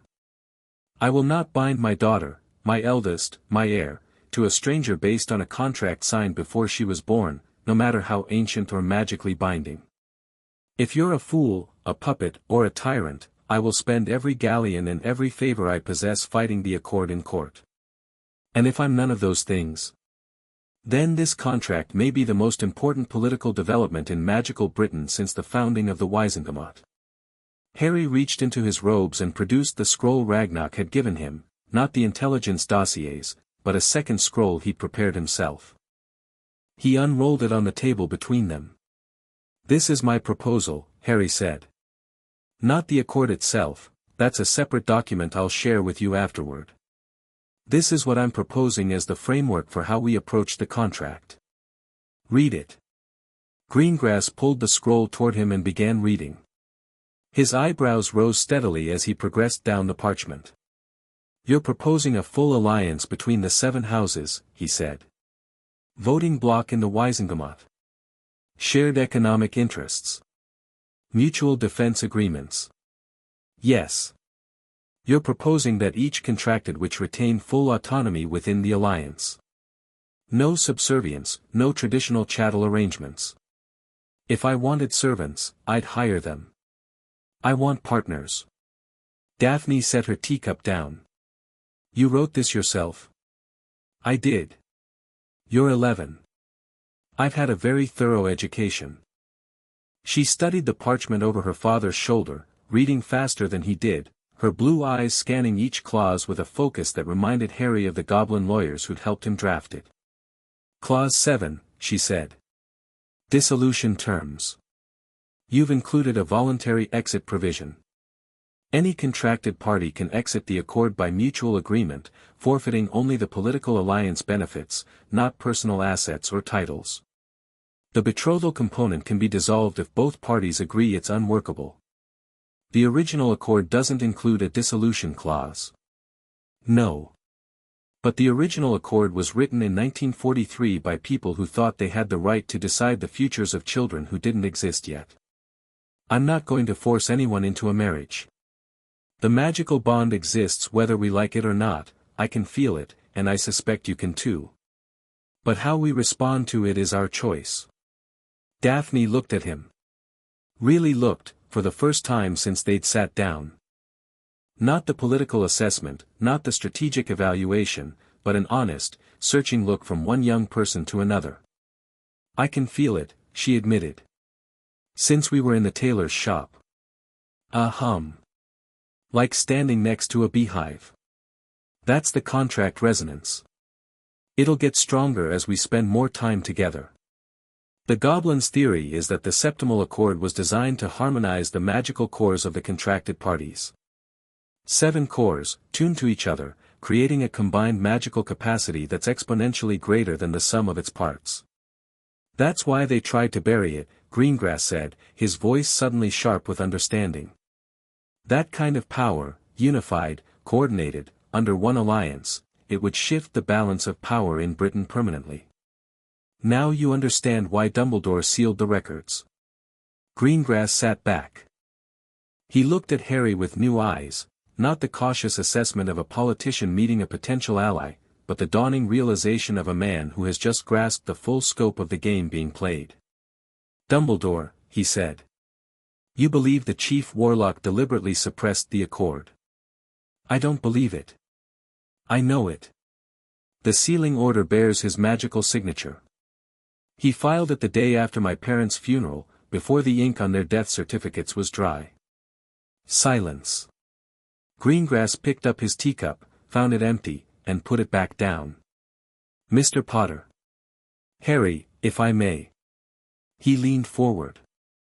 You're asking me to ally my house with yours against the most powerful wizard in Britain.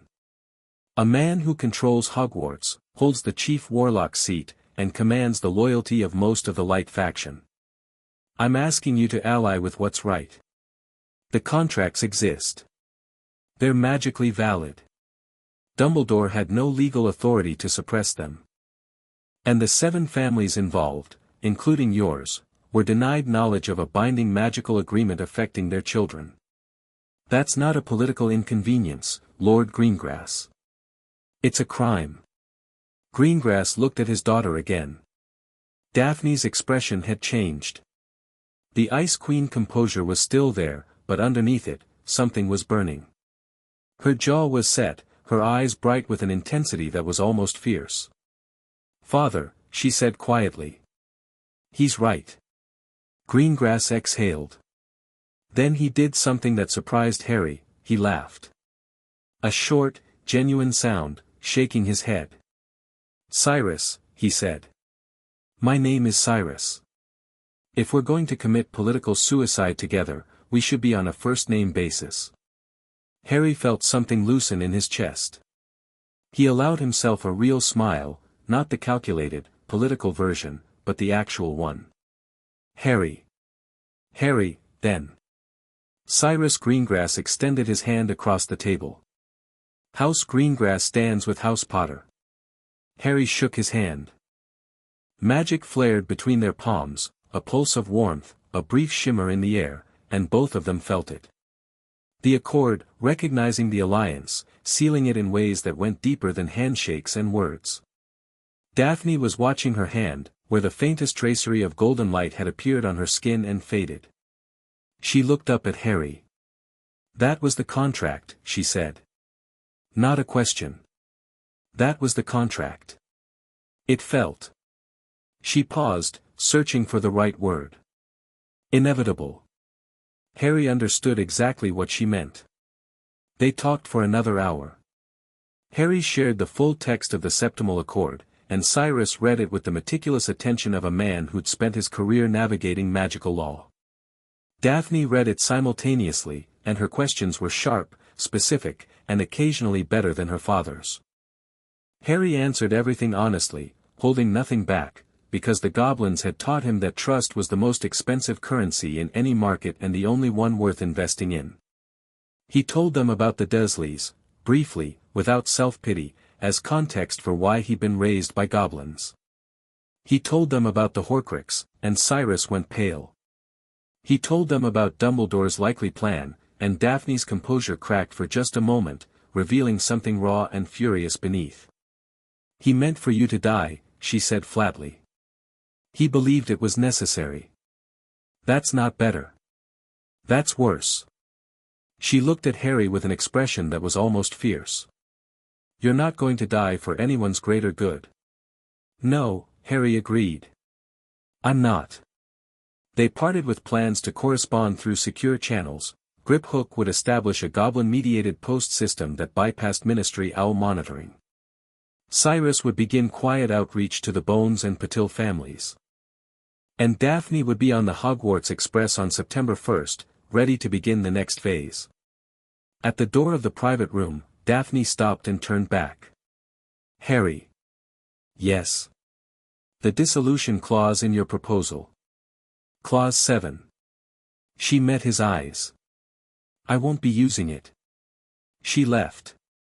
Harry watched her go, and something that he didn't have a name for yet settled warm and certain in his chest. She's going to be formidable, Griphook observed from his station by the door. She already is. They collected Harry's remaining purchases and made their way back toward Gringotts. The afternoon crowd was thickening, and Harry wove through it with practiced ease, Griphook keeping pace at his side. They were halfway down the alley when a voice cut through the noise. I say, are you going to Hogwarts too? Harry turned. A boy his age was standing in front of Madame Malkin's, pale and pointed and radiating the kind of entitled confidence that comes from never having been told no. He was wearing robes that cost more than most families earned in a month and looking at Harry with the evaluating stare of someone who categorized people by their usefulness.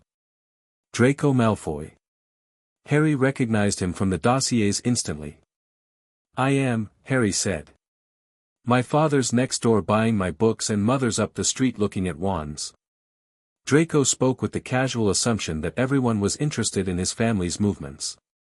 Then I'm going to drag them off to look at racing brooms.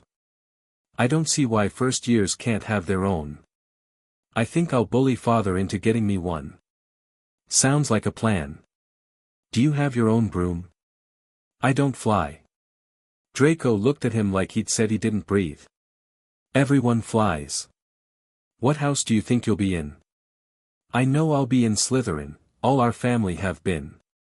Imagine being put in Hufflepuff, I think I'd leave, wouldn't you? Hufflepuff has its merits. Draco wrinkled his nose. Not many. I say, what's your name? I'm Malfoy. Draco Malfoy. Harry Potter. The effect was immediate and dramatic. Draco's eyes went wide, his mouth opened, and his entire body seemed to recalibrate, shifting from casual condescension to intense interest in the span of a heartbeat. Harry Potter. Really? I've heard all about you, of course, father says. He stopped himself, visibly editing. Well. Everyone's heard of you. We should be friends. I can introduce you to the right sort, help you avoid the wrong ones. Harry looked at Draco Malfoy. Son of Lucius Malfoy, who had walked free from Azkaban by claiming Imperius and spending gold. Grandson of Abraxas Malfoy, who had funded Voldemort's first rise. A boy raised on privilege and prejudice, who had never worked for anything in his life and believed the world owed him deference because of his surname. Harry could have played the long game. Could have smiled and nodded and cultivated the connection for intelligence purposes, the way Ragnok might have advised. But Harry wasn't a goblin, and he wasn't a politician, and he'd spent 6 years preparing for this day, and the one thing he promised himself was that he would never pretend to be something he wasn't. I appreciate the offer, Draco, but I think I can tell the wrong sort for myself. The words landed like a slap. Draco's face flushed, his eyes narrowed, and for a moment the mask of aristocratic breeding cracked to show the petulant child beneath. I'd be careful if I were you, Potter. My father, your father is Lucius Malfoy, former Death Eater, currently under investigation by Gringotts for financial fraud involving properties seized from Muggle-born families during the war. Harry kept his voice mild, conversational, the way Ragnok spoke when delivering threats. He claimed Imperius at his trial, which is interesting, because the Goblin's records show he made a voluntary donation of 50,000 galleons to Voldemort's war fund 6 months before the Imperius defense became fashionable. Draco had gone white. Genuinely white, the blood draining from his face so fast it looked like someone had pulled a plug. I don't need your father's approval or your friendship, Draco. But I'll give you some free advice, because you're 11 and you didn't choose your parents. The world is changing. The old alliances are shifting. And the people who were on the wrong side of the last war would be very wise to think carefully about which side they choose for the next one. Harry nodded politely, the way a lord acknowledged a lesser peer, and walked away. Behind him, Draco Malfoy stood frozen in front of Madame Malkin's, his mouth opening and closing without sound, looking for all the world like a fish that had just been told the ocean was on fire. Griphook was grinning. Goblin grins were disturbing things, all teeth and malice, but Harry had grown up with them and found them reassuring. Subtle, Griphook said dryly. I wasn't trying to be subtle. Obviously. You just threatened a Malfoy heir in broad daylight on a public street. I didn't threaten him. I informed him. There's a difference. A difference that will be entirely lost on Lucius Malfoy, who will hear about this within the hour. Good. Let him hear. Let him worry. Harry glanced back down the alley, where Draco was still standing, stricken. The father is the enemy. The son is just a boy who's been taught to hate. There might be something worth saving there, under all that Malfoy polish. And if there isn't, then I'll deal with that too. They reached Gringotts. Harry paused on the steps, looking back down Diagon Alley one last time. The crowd flowed and churned, witches and wizards going about their lives, utterly unaware that the world they knew was about to change. Somewhere out there, Dumbledore was sitting in his office, receiving reports from his agents, learning that the boy he'd hidden and schemed over had surfaced from the last place anyone would have expected. Somewhere, Lucius Malfoy was hearing his son's frightened account of a green-eyed boy who knew too much. Somewhere, 6 young witches were going about their days, not yet knowing that their lives were woven together by ancient magic and the choices of dead men. And here, on the steps of Gringotts, an 11-year-old boy stood with the sun on his face and 2 house rings on his fingers and a holly wand against his wrist and a fierce, singing certainty that he was exactly where he needed to be. September 1st, Harry said. September 1st, Griphook confirmed. Tell Ragnok it's begun. Harry turned and walked back into the bank, back into the cool marble and gold, back toward the deep tunnels that had been his home for 6 years and the goblin who had become his family. Behind him, the bronze doors swung shut with a boom that echoed through the alley like a declaration. The boy who lived had returned. And he was nothing like what anyone expected. Chapter 3, The Sorting and the Storm. Platform 9 3/4 was chaos. Harry had been briefed. Griphook had described the platform in meticulous detail, the enchanted barrier between platforms 9 and 10, the scarlet steam engine, the press of families and trunks and owls. But description and reality were different beasts, and the reality was a wall of sound and color and emotion that hit Harry like a physical force when he stepped through the barrier. Families everywhere. Mothers fussing, fathers hoisting trunks, children running and shouting and clinging to parents or trying to escape them. The Hogwarts Express gleamed in the haze of steam, enormous and impossibly red, and the platform thrummed with the energy of 100 goodbyes happening simultaneously. Harry stood just inside the barrier and took it all in, letting the wash of sensation settle before he moved. He was alone. That had been his choice.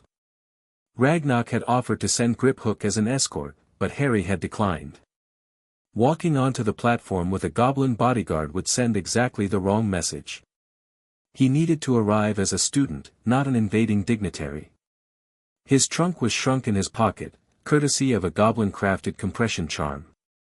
The holly wand sat in its holster against his right wrist. The communication pendant was warm beneath his shirt. He wore Muggle clothing, dark jeans, a fitted black jacket, boots, because robes on the platform marked you as someone who didn't know how to navigate both worlds, and Harry intended to navigate everything. He moved through the crowd with the easy awareness the goblins had drilled into him. Scanning, assessing, filing faces and details. A large red-haired family clustered near the rear of the train, the Weasleys, from the hair and the hand-me-down robes. A severe-looking woman in a vulture-topped hat steering a round-faced boy toward the train, Augusta Longbottom and her grandson Neville, who Harry intended to befriend. A knot of well-dressed families near the front carriages, exchanging the stiff pleasantries of the pure-blood social circuit. And there, stepping out from behind a pillar of wrought iron, a book under her arm, her blonde hair catching the platform lights, Daphne Greengrass. She saw him at the same moment. Their eyes met across 30 feet of crowded platform, and the resonance hit immediately. Stronger than the tailor's shop. Stronger than the tea room. A pulse of warmth that ran from Harry's chest down his arms to his fingertips and made the ambient magic of the platform shiver in response. Daphne blinked. Composed herself. Walked toward him through the crowd with the unhurried grace of someone who never rushed, never stumbled, never let the world see her sweat. Potter. Greengrass. You're wearing Muggle clothes. So are half the people here. Half the people here are Muggle-born. You're making a statement. Maybe I just like jeans. The corner of her mouth twitched. Not a smile, Daphne Greengrass didn't smile on train platforms, but close. There's a girl with me. Tracy Davis. She's getting us a compartment. Is she, contract bound? Yes. I told her 2 days ago. She took it remarkably well, considering.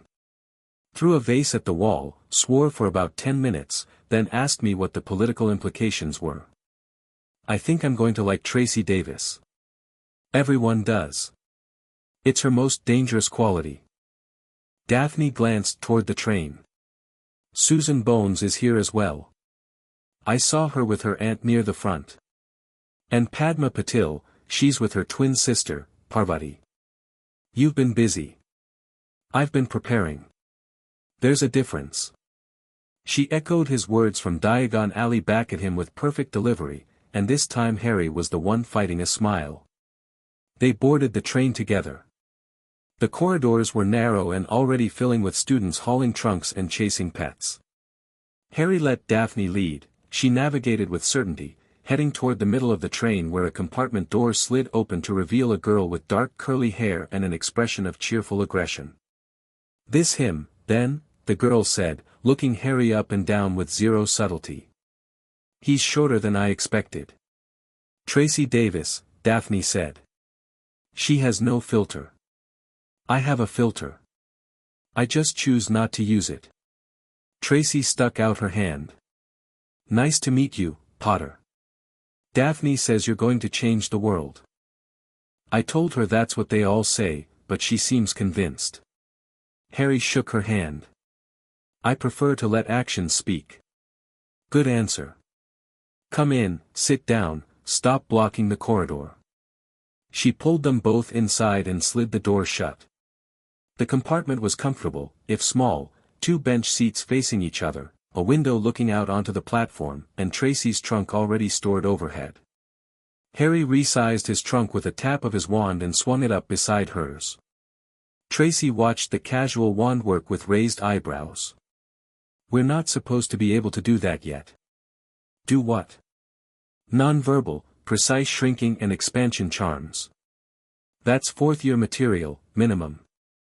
I had good teachers. The goblins. Tracy said it matter-of-factly, without the awe or discomfort that most wizards attach to the word. Daphne told me. Honestly, that explains a lot. You move like them, all sharp edges and watchful eyes. Harry sat by the window. Daphne took the seat beside him, close enough that the resonance between them was a steady hum, and Tracy dropped onto the opposite bench, tucking her legs beneath her. So, Tracy said. 7 girls, 1 ancient contract, a conspiracy reaching the highest levels of magical government. This is either the beginning of something incredible or the setup for the worst joke in history. Why not both? Harry said. Tracy laughed, a real, unguarded laugh that transformed her face from sharp to luminous. I like him, she told Daphne. You were right. The train whistle screamed. Through the window, Harry watched the final rush of goodbyes, parents kissing children, last-minute reminders shouted over the noise, a small red-haired girl crying as she watched the train prepare to leave without her. The engine lurched, and platform 9 3/4 began to slide away. We need to find Susan and Padma, Harry said. Before the train gets to Hogwarts, I want all 4 of us who are starting this year in one room. Subtle, Daphne said dryly. I keep being told that. The door to their compartment slid open before anyone could move. A round-faced boy stood in the corridor, looking lost and slightly panicked, clutching a toad that was making a determined bid for freedom. Sorry, have you seen a... Well, I've got him now, but he keeps... Sorry, I'll just... Neville Longbottom, Harry said. The boy froze. His eyes went wide. How do you know my name? I knew your parents. Or rather, I know about them. Your mum was my mum's friend. They were close. Neville stared at him. The toad croaked. Something complicated moved across Neville's face, surprise, hope, suspicion, and a deep, buried pain that Harry recognized because he'd carried it himself. Who are you? Neville asked. Harry Potter. The toad escaped. Neville didn't notice. He was staring at Harry with an expression of naked shock, his mouth working silently. Then, Harry Potter. The actual, but nobody knows where you've been. Sit down, Longbottom, Tracy said, scooting over to make room. Your toad's making a break for it. Neville sat down automatically, the way people did when Tracy told them to do things. Harry scooped up the toad, Trevor, Neville called him, and handed him back. I've been away, Harry said. I'm back now. And I want to talk to you, Neville, because our families were allies and our parents fought together, and I don't think that should end with their generation. Neville clutched Trevor to his chest and looked at Harry with wide, uncertain eyes. My gran says the Potters were good people. Augusta Longbottom is right. She usually is.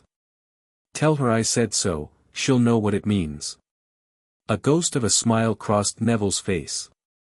He was shy, that much was obvious, and years of living in the shadow of his parents' legend had made him doubt himself. But there was something underneath the timidity, a stubborn core, a quiet strength, that Harry's goblin-trained instincts recognized and valued. Stay, Harry told him. We're gathering people. Neville stayed. Harry excused himself and walked the corridor, Daphne falling into step beside him without being asked. They found Susan Bones 4 compartments down, sitting alone, a copy of the Daily Prophet open on her lap. She had a round, pleasant face, coppery hair, and the watchful stillness of someone who'd been raised by an auror. Susan Bones. She looked up.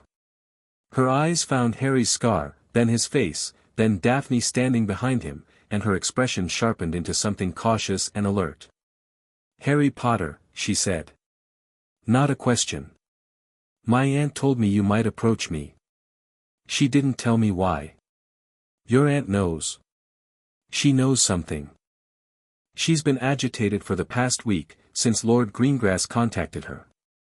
She wouldn't give me details, just said to listen to what you had to say and make my own judgment. Your aunt is a smart woman. She's head of the DMLE. She's the smartest woman I know. Susan folded her paper. So talk. Not here. Come to our compartment. I'd rather explain once. Susan studied him for a long moment. Then she stood, tucked her paper under her arm, and followed. Padma Patil was harder to extract. She was in a compartment with her twin sister Parvati and a bushy-haired girl who was talking at approximately the speed of light about the history of Hogwarts.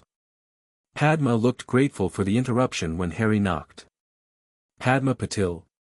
My name is Harry Potter. Could I borrow you for a few minutes? Parvati's eyes went the size of dinner plates.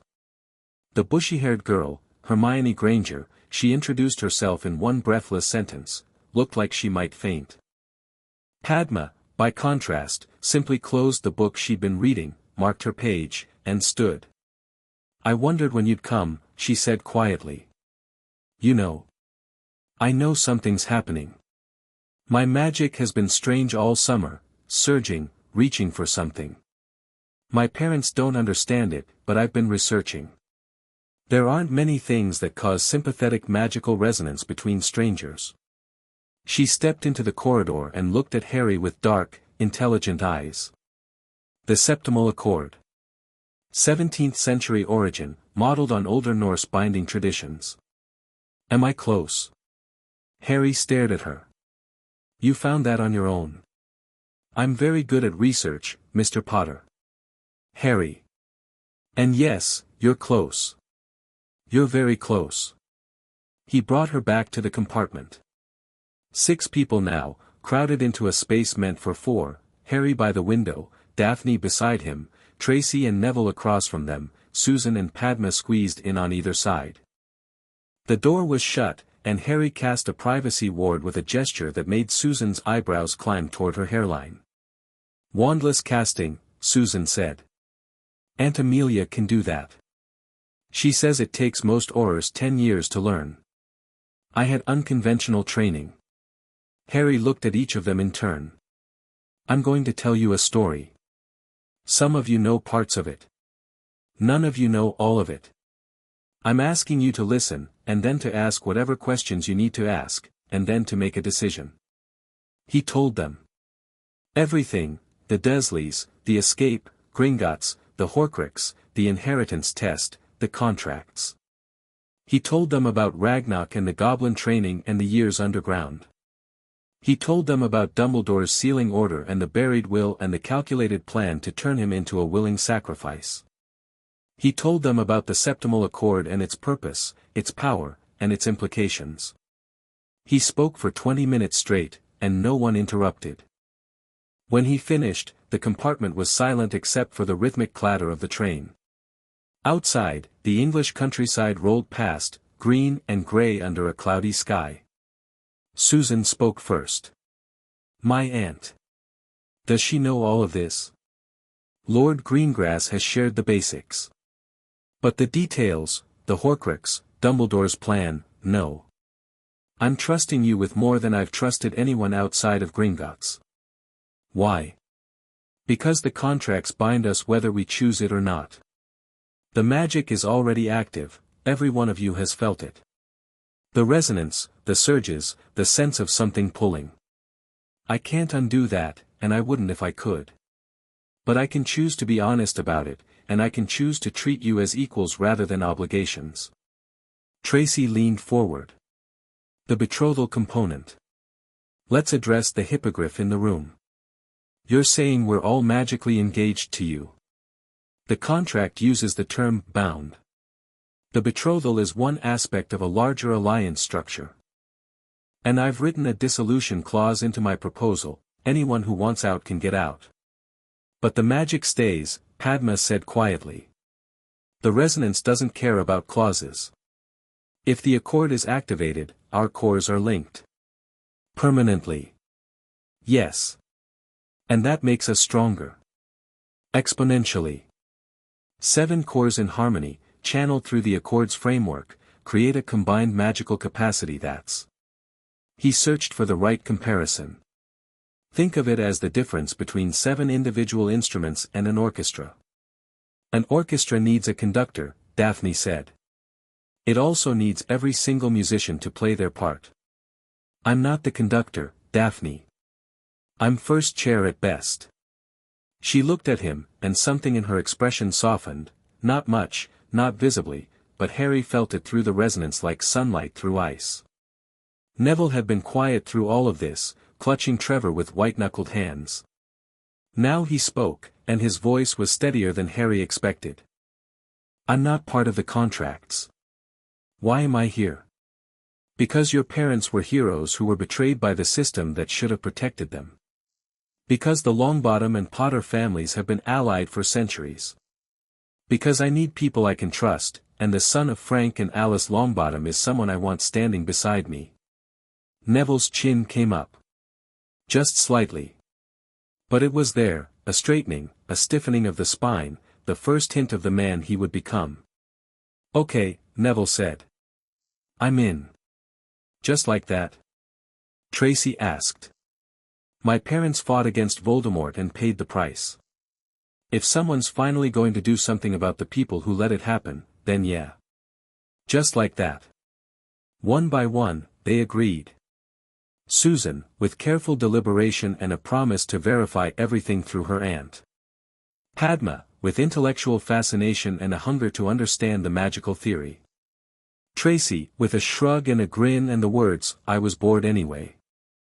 And Daphne, who said nothing at all, but placed her hand on the seat between them, palm up, in a gesture that Harry recognized from goblin culture.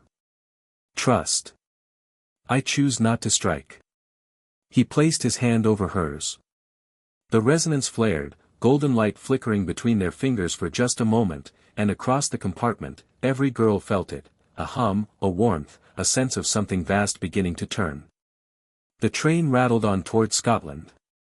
The sky was darkening when the prefects came through announcing their arrival. The 6 of them changed into their Hogwarts robes, plain black, unmarked, waiting for house colors to be assigned. Neville fumbled with his tie until Tracy batted his hands away and did it for him, and Susan double-checked that her aunt's protective amulet was tucked safely under her shirt. Hogwarts materialized out of the darkness like a fever dream. Harry saw it through the window as the train curved around a bend, and even with 6 years of goblin architecture behind him, vast underground halls carved from living rock, lit by ancient enchantments, older than human memory, the sight of the castle took his breath. It rose from the shore of a black lake like a mountain given purpose, towers and turrets reaching for the stars, windows blazing with warm light, and magic so thick in the air that Harry could taste it on his tongue. "It's real," Neville whispered beside him. "My gran told me, but I didn't think, it's real," Harry confirmed. And it was. Hogwarts was real and ancient and powerful, and somewhere inside it, Albus Dumbledore was waiting for him, and Harry was going to walk through those doors and look the old man in the eye and dare him to make his move. The boats were a tradition, apparently. First years crossed the lake in enchanted wooden boats, 4 to a vessel, guided by the enormous figure of Rubeus Hagrid, the gamekeeper, whose lantern swung like a small sun over the dark water. Harry shared a boat with Daphne, Neville, and Tracy. Susan and Padma were in the next boat with Hermione Granger and a sandy-haired boy Harry didn't recognize. The castle grew as they approached. Up close, it was even more impressive. The walls were ancient stone, warded so heavily that Harry's magical senses were almost overwhelmed. Layers upon layers of protection, some dating back to the founders, others added over centuries, a palimpsest of magical intent that made the building feel almost alive. They disembarked in an underground harbor and climbed stone steps to a massive oak door, where a tall witch with a severe face and emerald green robes was waiting. Professor McGonagall, Harry recognized from the dossiers. Deputy Headmistress, Head of Gryffindor, Transfiguration Mistress. Strict, fair, formidable, and loyal to Dumbledore. "Welcome to Hogwarts," she said, and her Scottish burr gave the words a weight that felt like ceremony. "The start of term banquet will begin shortly, but before you take your seats, you will be sorted into your houses. Your house will be something like your family within Hogwarts." Harry let the speech wash over him. He knew the houses, the point system, the basic structure. He was watching the doors behind McGonagall, the Great Hall, where the entire school was waiting, where Dumbledore was waiting, where the Sorting Hat would try to peer into his mind and assign him a place. The doors opened. The Great Hall was a cathedral of candlelight and enchantment, with 4 long tables stretching its length and a star-filled ceiling that mirrored the sky outside. Hundreds of faces turned toward the first years, and the weight of that collective attention would have crushed a lesser child. Harry walked into it like he walked into every room, alert, balanced, unafraid. The staff table was at the far end, on a raised platform.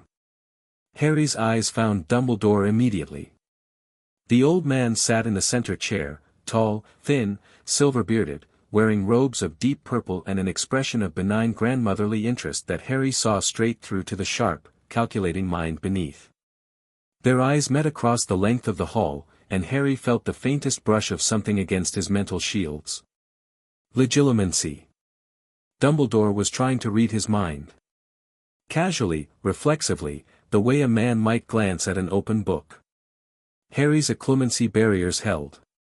The goblins had spent 2 years building those walls, layering them with misdirection and false surfaces, and Dumbledore's casual probe slid off like water off stone. The old man's expression didn't change, but something flickered in those blue eyes, surprise, quickly hidden. Good. Let him be surprised. McGonagall placed a stool at the front of the hall and set a battered, ancient hat upon it. The hat twitched, a rip near the brim opened like a mouth, and it began to sing.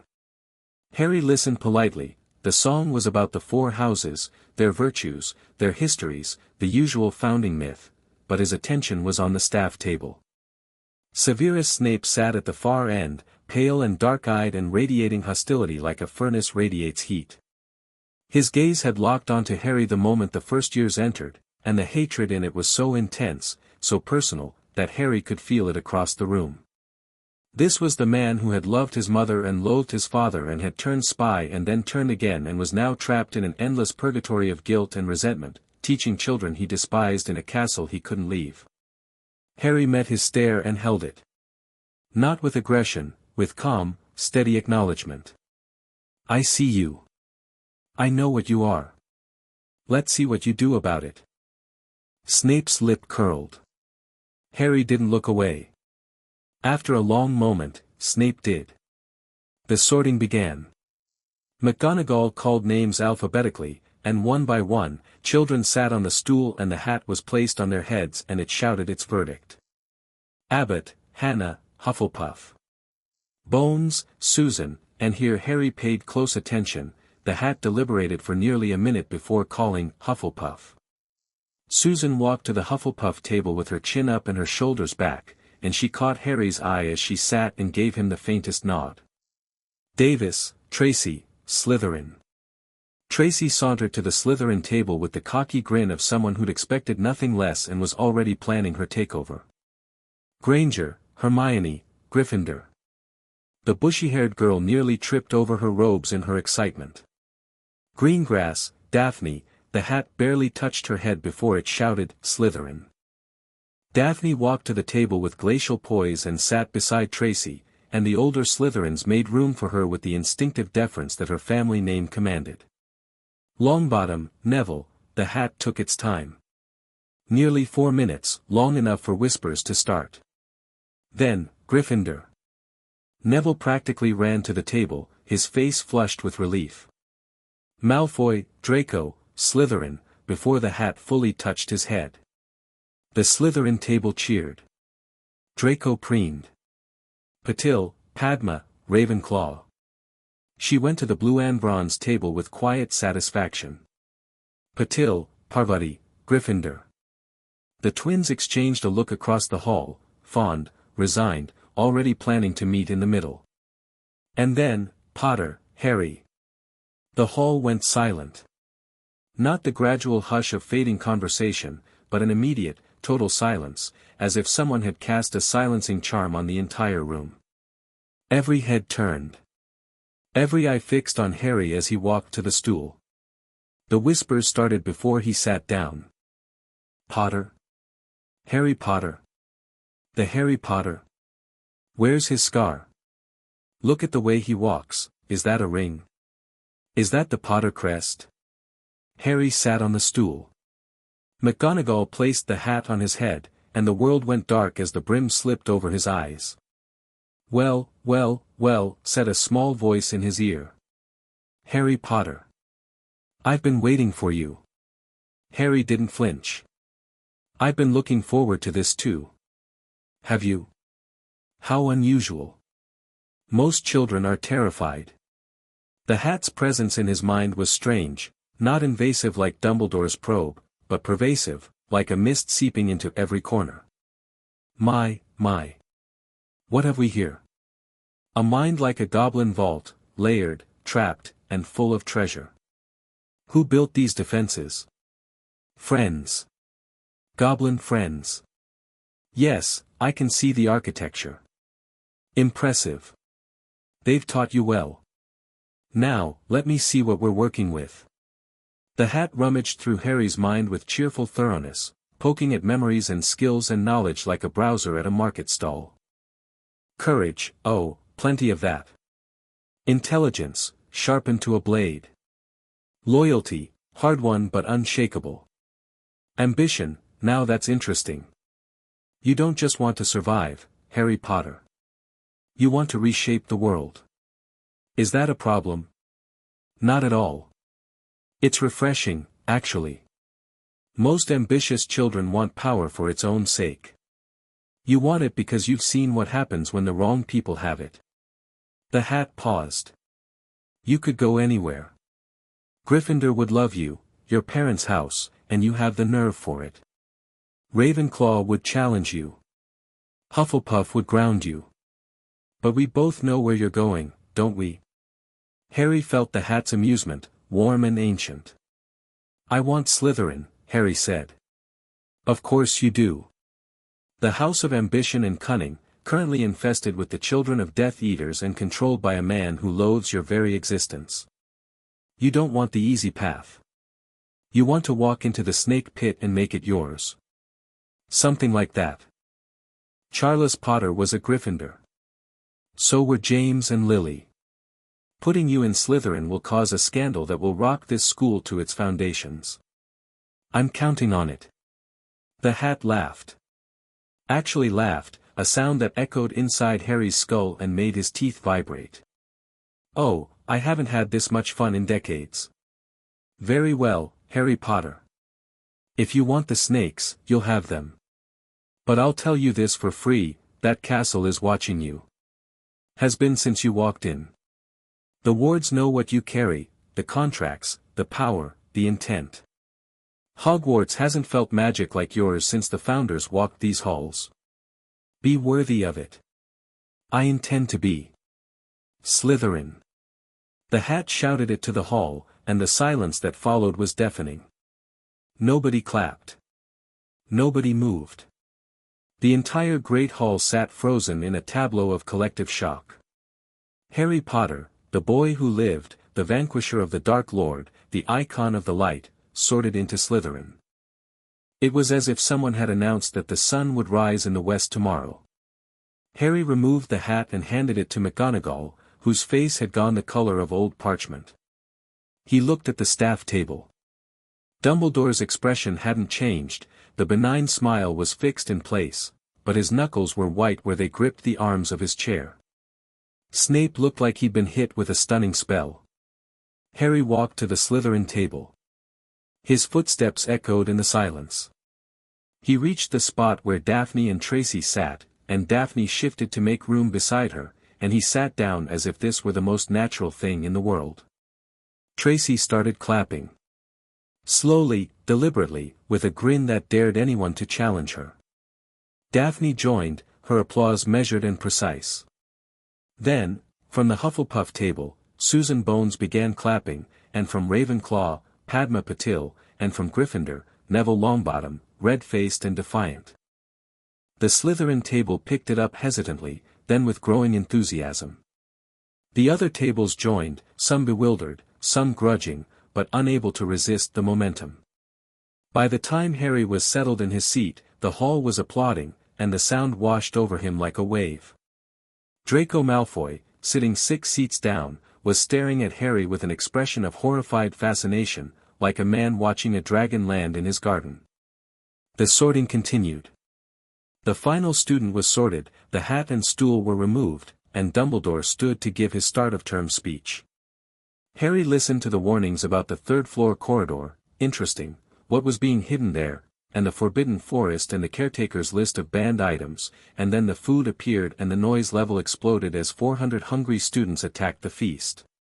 Harry ate. The food was excellent, the house elves at Hogwarts were legendary, and he was genuinely hungry. Daphne ate beside him with precise, elegant movements, and Tracy devoured a shepherd's pie with the focus of someone who took food very seriously. The older Slytherins were watching Harry. He could feel their attention, assessing, measuring, trying to slot him into their understanding of the house hierarchy. Slytherin operated on a strict social order, blood status, family connections, personal power, political alliances. Harry was an anomaly, a half-blood with 2 lordships and more political capital than most pure-blood adults. A 7th-year prefect, a tall, dark-skinned boy with a politician's smile, leaned across the table. Potter. Welcome to Slytherin. I'm Marcus Flint. No, you're not, Harry said calmly. Marcus Flint is in 5th year and plays Quidditch. You're Graham Montague, 7th year, son of Claudius Montague, who currently sits on the Wisengamot's Committee for Experimental Charms. Montague's smile froze. Around him, several older students exchanged uneasy glances. I do my research, Harry said mildly. It's nice to meet you, Graham. I'm sure we'll get along. The message rippled down the table in whispered conversations. Potter knows who we are. Potter came prepared. Potter is not what we expected. After the feast, Dumbledore dismissed the students. The Slytherin prefects led the first years down into the dungeons, through corridors of grey stone lit by green-tinged torches, to a stretch of bare wall in the sub-basement. Password is Serpent's Tongue, the female prefect said. It changes monthly. Don't forget it. The walls slid open, and the Slytherin common room was revealed. It was beautiful, in a cold, subterranean way. The room was long and low-ceilinged, with rough stone walls and pillars, lit by greenish lamps hanging from chains. One wall was entirely glass, or rather, enchanted stone made transparent, and beyond it, the dark waters of the Black Lake pressed against the window, with occasional fish and stranger things drifting past. Leather sofas and carved chairs surrounded a massive fireplace where green flames crackled. Tapestries showing the adventures of famous Slytherins adorned the walls. The first years filed in, wide-eyed. Draco Malfoy immediately staked out the best sofa with his two bookend friends, Crabbe and Goyle, large, dull, and loyal in the way that dogs were loyal, because they'd been trained. Pansy Parkinson, a girl with a pug-like face and a sharp tongue, claimed the chair nearest Draco. Theodore Nott, thin and quiet, took a corner seat and opened a book. Blaise Zabini, dark-skinned and beautiful, leaned against a pillar and watched everyone with languid amusement. Harry stood in the center of the room. He didn't claim a seat. Didn't rush to establish territory the way Draco had. He simply stood, hands in his pockets, and waited. The room noticed. Conversations died. Attention gathered. "I know what you're all thinking," Harry said. His voice was conversational, carrying easily in the stone chamber. Harry Potter in Slytherin. The boy who lived in the House of Snakes. Half of you think I don't belong here. The other half are wondering how to use me. Nobody spoke. Even Draco, who had opened his mouth, closed it again. "I'm going to be straightforward with you, because I respect this house and I think it deserves honesty. I chose Slytherin. The hat offered me every house, and I chose this one. I chose it because Slytherin values ambition, cunning, and resourcefulness, and those are the qualities I intend to use to reshape magical Britain.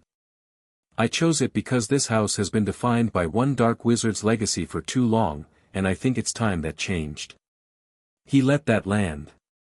Watched the reactions. Nott's book had lowered an inch. Zabini's languid pose had stiffened with interest. Pansy was scowling. Draco was staring. "I'm not here to play schoolyard politics or compete for who has the purest blood or the richest vault. I'm Lord Potter and Lord Black, I hold 2 seats on the Wizengamot, and I have alliances with families that most of your parents would kill to be connected to. I'm not saying this to boast. I'm saying it because I want you to understand the playing field." He looked at Draco directly. "Some of your families were on the wrong side of the last war. I don't hold children responsible for their parents' choices. But I also don't pretend the past didn't happen. If you want to build something better, I'm an ally. If you want to cling to the old hatreds, I'm an obstacle you can't afford." Silence. Heavy, charged, the kind of silence that follows a declaration of war, or a declaration of intent. Then Daphne stood up from the sofa where she'd been sitting and walked to Harry's side. She didn't speak. She didn't need to. The statement was physical, the Ice Queen of House Greengrass standing beside Harry Potter, united, unbreakable. Tracy followed, 3 seconds later, dropping into a chair near them with casual defiance. Theodore Nott closed his book. "My father was a Death Eater," he said quietly. "I'm not. Is that distinction you actually mean, or are you just saying what sounds good?" "I mean it. Your father's choices aren't yours, Nott. What you do next, that's what defines you." Nott studied him for a long, measuring moment. Then he nodded once and returned to his book. It wasn't allegiance. But it was an opening. Draco stood up. His face was flushed, his hands clenched at his sides. Crabbe and Goyle flanked him automatically. "My father says, I don't care what your father says."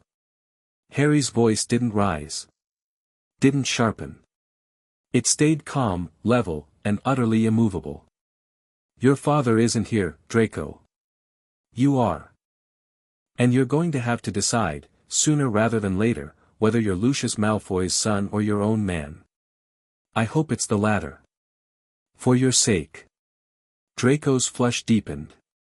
He wanted to fight, Harry could see it, the ingrained Malfoy reflex to attack anything that challenged his superiority. But something held him back.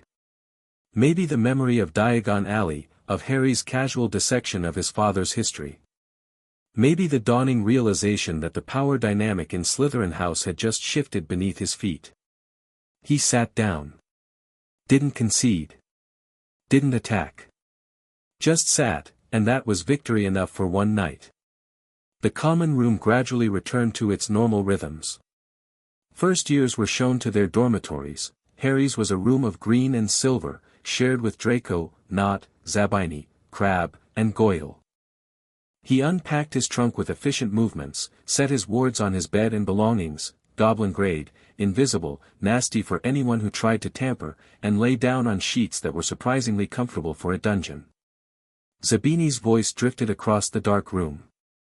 That was quite a speech, Potter. I'm told I have a flair for the dramatic. You're going to make enemies.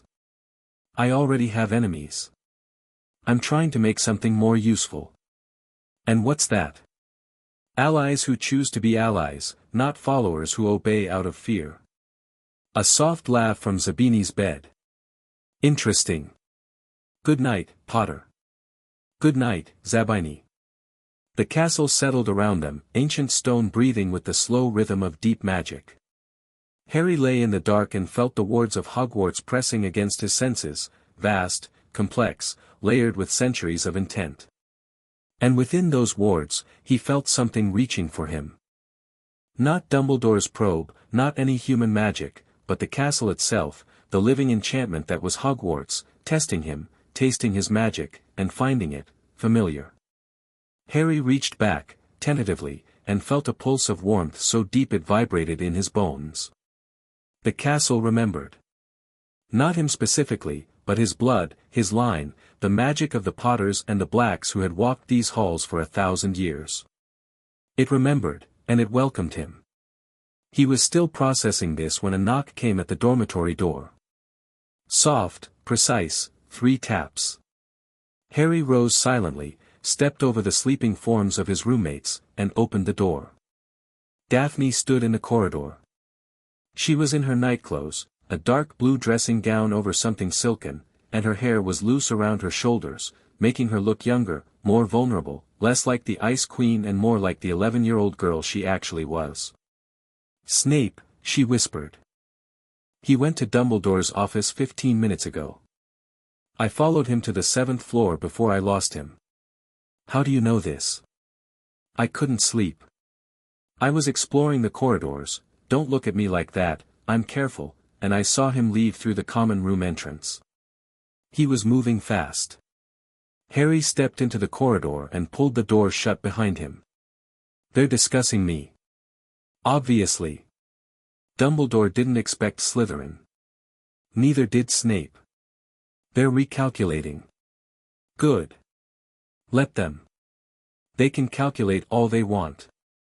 Harry paused. Anything else? Daphne hesitated.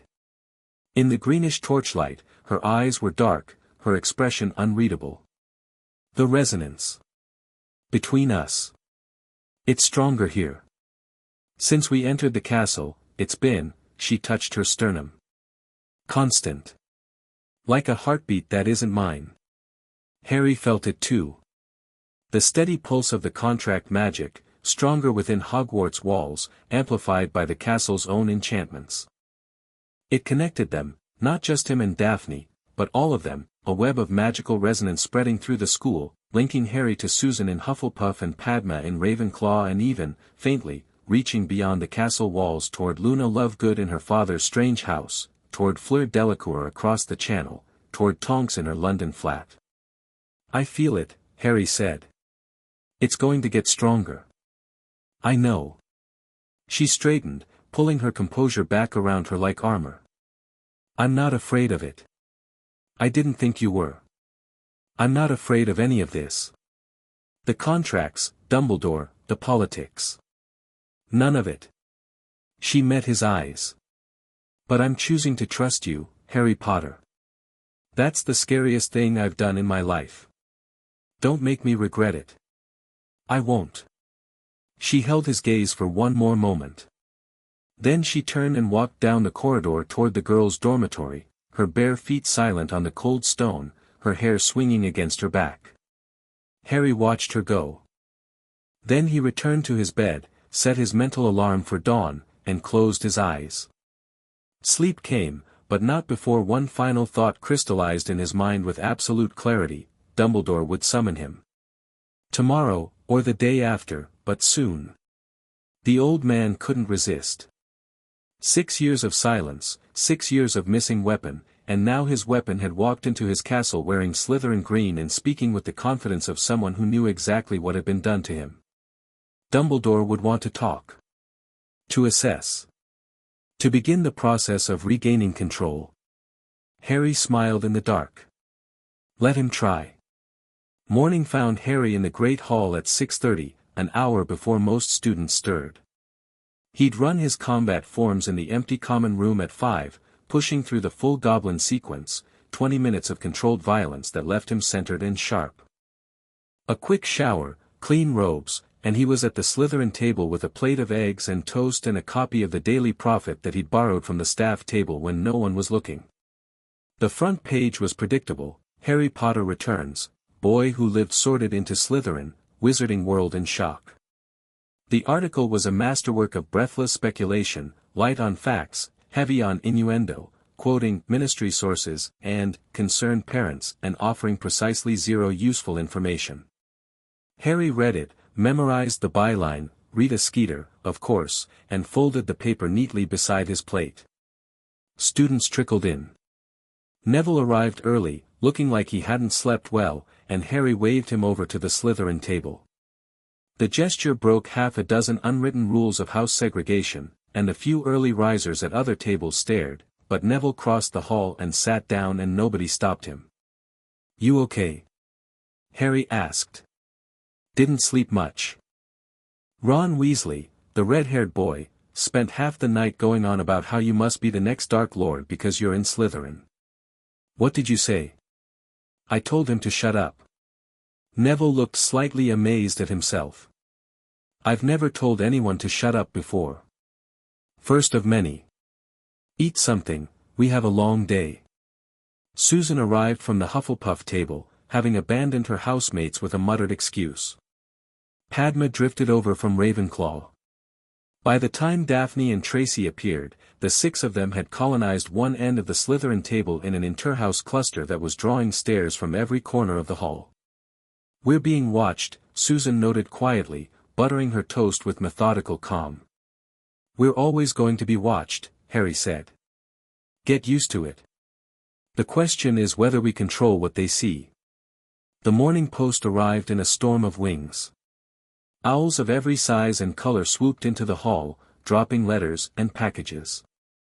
A handsome tawny landed in front of Harry with a cream-colored envelope bearing the Hogwarts crest. Harry opened it. Dear Mr. Potter, I would be delighted if you could join me in my office this evening at 8 o'clock. I find I have a fondness for sherbet lemons.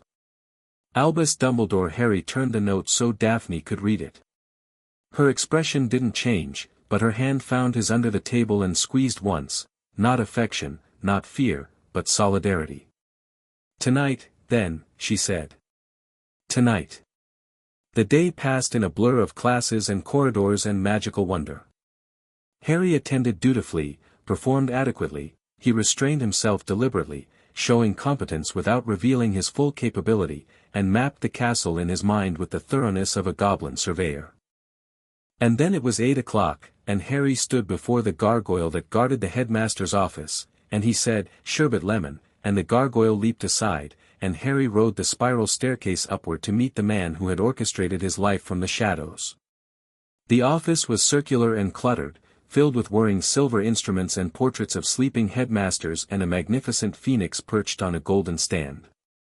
The phoenix, Fawkes, Harry knew, turned its head and regarded Harry with eyes like molten sunset. Harry felt a pulse of recognition. The feather in his wand resonated, humming against his wrist. "Harry, my boy." Dumbledore sat behind his desk, hands steepled, blue eyes twinkling over half-moon spectacles. He looked exactly like every description Harry had ever read, grandfatherly, warm, utterly trustworthy. And utterly, completely full of it. Professor Dumbledore. Harry sat in the offered chair without waiting to be invited. A small thing, but it shifted the dynamic. A guest sat when told, an equal sat when ready. Lemon drop? No, thank you. I must say, Harry, I was surprised to learn of your sorting. Slytherin is an unusual choice for a Potter. The hat disagreed. Dumbledore's eyes twinkled. His legitimacy probe was there again, subtle as silk, sliding along Harry's mental shields. Harry let it touch the outer surface, a carefully constructed false front showing a bright, eager boy, slightly nervous, deeply impressed by the castle. The real Harry sat behind 3 more layers of defense, watching. "I confess I've been worried about you," Dumbledore said. "When you disappeared from your aunt and uncle's home, I searched for years. I feared the worst. I was safe. So I gathered. Gringotts, I understand." A hint of something harder beneath the twinkle. An unconventional upbringing. A thorough one. Indeed. Dumbledore leaned forward. "Harry, I want you to know that everything I've done has been for your protection. Your placement with the Dursleys, the Blood Wards, the sealed will." Harry said. "The suppressed contracts. The classification order you filed with the Department of Magical Records the day after my parents' funeral." The twinkle went out. Not slowly. Not gradually. Like a light being switched off. One moment, Albus Dumbledore was the kindly grandfather. The next, he was something else entirely, ancient, powerful, and coldly, dangerously alert. "You know about the contracts," he said. Not a question. "I know about everything, Professor. The Septimal Accord. The sealed will. The Horcrux you left in my head for 4 years because you thought you'd need me to die to destroy it." The silence that followed was the loudest thing Harry had ever heard. Dumbledore sat very still. The silver instruments on his desk whirred and clicked. Fawkes ruffled his feathers. The portraits on the walls, previously feigning sleep, were motionless with the particular stillness of people listening very hard.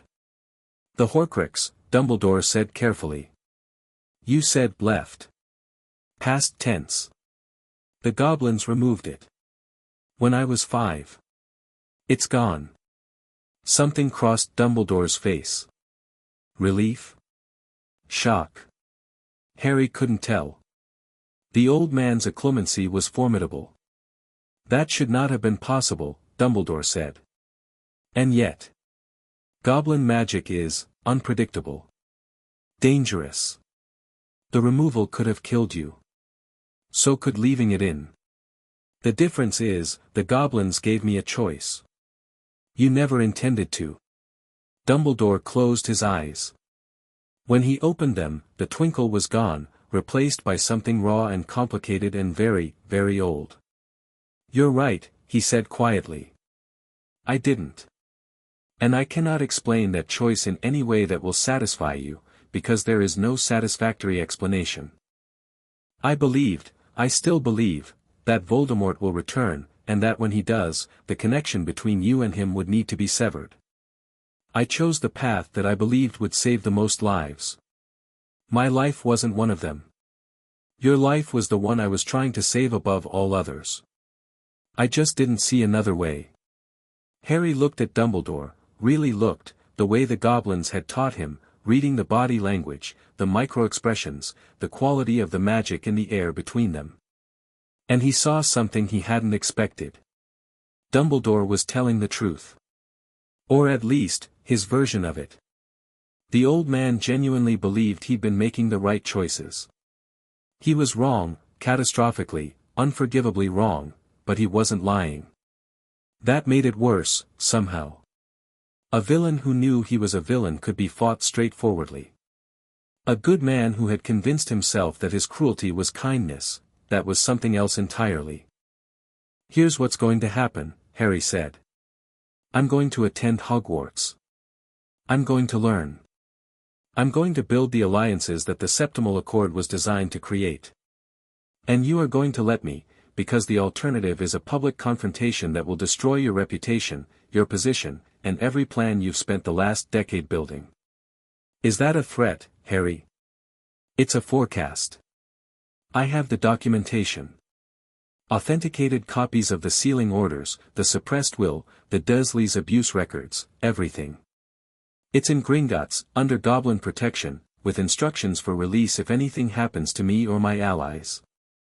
Dumbledore stared at him for a long time. "You're 11 years old," he said. "I keep hearing that. It doesn't seem to slow me down much." Another silence. Then, slowly, incredibly, Dumbledore smiled. It wasn't the twinkle, wasn't the grandfather act. It was real, tired, sad, and genuinely, grudgingly impressed. "Your mother would be proud of you," he said. "And furious with me. She'd be right on both counts." "Yes. She would." Dumbledore stood. "I won't pretend this conversation hasn't shaken me, Harry. And I won't pretend that I agree with your methods or your alliances. But I will tell you this, Voldemort is coming back. The signs are already there. And when he does, we will need to be on the same side, whatever else stands between us." "I agree. Then perhaps we can start there." He extended his hand. "Not as manipulator and weapon. As two people who want to stop a Dark Lord." Harry looked at the offered hand. Every instinct the goblins had given him screamed caution. This was Albus Dumbledore, the most dangerous chess player in the wizarding world, a man who thought in decades and played people like instruments. But he was also a man who had just been forced to look at his own reflection and hadn't flinched. That took a kind of courage Harry could respect, even if he couldn't forgive. Harry shook his hand. "As allies, Professor. Not as friends. Trust is earned, and you haven't started earning it yet." "Fair enough." Dumbledore's grip was firm, his eyes clear. "Fair enough." Harry left the office and walked down the spiral staircase, past the gargoyle, into the quiet corridors of Hogwarts at night. The castle hummed around him, alive and watchful, and the resonance of the contracts pulsed in his chest like a second heart. Daphne was waiting at the bottom of the stairs. She'd followed him, he realized. Not because he'd asked, but because she'd decided that he shouldn't face Dumbledore alone, even if she had to wait in the corridor. "How did it go?" she asked. "He's not what I expected." "Better or worse?" Harry thought about the tired, sad smile. About the old man who had made terrible choices for what he believed were noble reasons. About the handshake and the unspoken understanding that they would be watching each other very carefully from now on. "Complicated," Harry said. "He's complicated." Daphne fell into step beside him as they walked back to the dungeons, their footsteps echoing in sync on the ancient stone. "Good," she said. "Simple enemies are boring." Harry laughed, a genuine, surprised laugh that echoed off the walls and made a passing ghost look at them with startled curiosity. He looked at Daphne, and she looked back at him, and the resonance between them sang like a struck bell, and for one moment, the weight of everything, the contracts, the politics, the gathering storm, felt manageable. Because he wasn't carrying it alone. Chapter 4, Blood and Fire. The first week of classes at Hogwarts told Harry three things. First, the standard magical curriculum was approximately 4 years behind his goblin education. Second, most of his professors were competent but unimaginative. Third, Severus Snape was going to be a problem. Not the kind of problem Harry had expected. He'd prepared for hostility, the dossiers had made Snape's hatred of James Potter abundantly clear, and Harry had braced himself for sneering comments and unfair treatment. What he hadn't prepared for was the particular quality of Snape's attention, which went beyond dislike into something uncomfortably close to obsession. It started in the first potions class. The dungeon classroom was cold and damp, with jars of pickled things lining the walls and a general atmosphere of calculated intimidation. The Slytherins shared potions with the Gryffindors, which meant Neville was there, looking green before they'd even started. Harry took a seat beside Daphne at the front of the room, Tracy flanked Daphne's other side, and waited. Snape entered like a black storm, robes billowing, and launched into his opening speech without preamble. The soft, dangerous voice. The promises of bottled glory and brewed death. The theatrical menace of a man who'd perfected his intimidation over years of terrifying children. Harry watched with professional interest. It was a performance. A good one. Most of the first years were white-faced by the time Snape finished, but a performance nonetheless. The goblins had shown Harry real danger, and a sarcastic teacher in a dungeon didn't register. Snape's eyes found Harry. Fixed on him with that burning intensity. Ah, yes. Harry Potter. Our new celebrity. The room held its breath. Draco smirked from 3 rows back. Tell me, Potter. What would I get if I added powdered root of asphodel to an infusion of wormwood? The draught of living death, sir. A powerful sleeping potion. The most effective variant uses saprophyros bean juice rather than sliced beans, and the mixture should be stirred counterclockwise 7 times after adding the valerian root rather than the standard clockwise, which most brewing texts get wrong. Snape blinked. The room was very quiet. Where would you look if I told you to find me a bezoar? The stomach of a goat, though the most potent bezoars come specifically from the Himalayan mountain goat. Alternatively, a synthetic bezoar can be created using a base of powdered moonstone and essence of rue, which is actually more effective against most modern poisons since natural bezoars have developed resistances to common antidotes. Snape's jaw had tightened. His dark eyes were boring into Harry's with an intensity that had nothing to do with potions. And what is the difference between monkshood and wolfsbane? They're the same plant, also known as aconite. Genus Aconitum. The extract is used in the wolfsbane potion, which alleviates the symptoms of lycanthropy without curing it. The potion was invented by Damocles Belby in 1978 and is considered one of the most difficult brews in modern potioneering. Harry paused. Would you like me to continue, sir, or shall we start the actual lesson? Dead silence. Snape stared at Harry. Harry stared back. The room existed in a state of suspended animation, every student frozen between terror and fascination. Something moved behind Snape's eyes. Harry watched it happen, the shift from practiced hostility to genuine reassessment. Snape was many things, but he wasn't stupid. He'd expected James Potter's arrogant, ignorant son. What he'd gotten was something else entirely. 10 points to Slytherin, Snape said. The word seemed to cost him physically. For being the only student who bothered to open a book before arriving. He turned away and began writing instructions on the board, and the class exhaled collectively.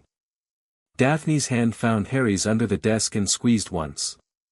Tracy mouthed, "Bloody hell," at him from Daphne's other side. But Harry wasn't celebrating. He was watching Snape's back, watching the rigid set of those shoulders, and he was thinking about a man who had loved Lily Evans with a devotion that had survived her death and curdled into something toxic, and who was now confronted with her eyes in her enemy's face, attached to a mind that was neither James's arrogance nor Lily's gentleness but something new and unsettling and impossible to categorize. Snape was going to be a problem. Not because he was hostile, but because he was confused, and confused people were unpredictable. The potion that day was a simple cure for boils. Harry brewed it perfectly in 30 minutes, a task that should have taken the full hour, and spent the remaining time coaching Neville through the process from across the aisle.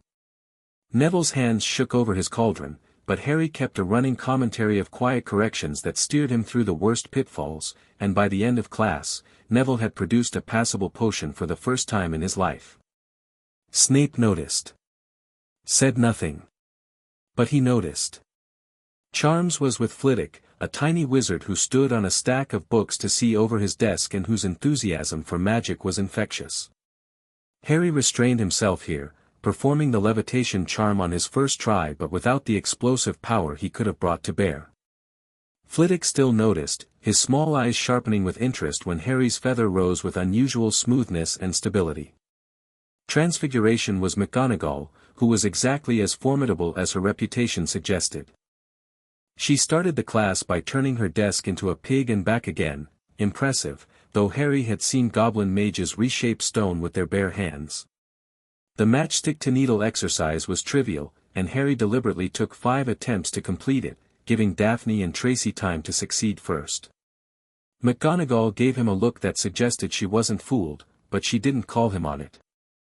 History of magic was taught by a ghost, which would have been interesting if the ghost in question hadn't been the most boring entity Harry had ever encountered.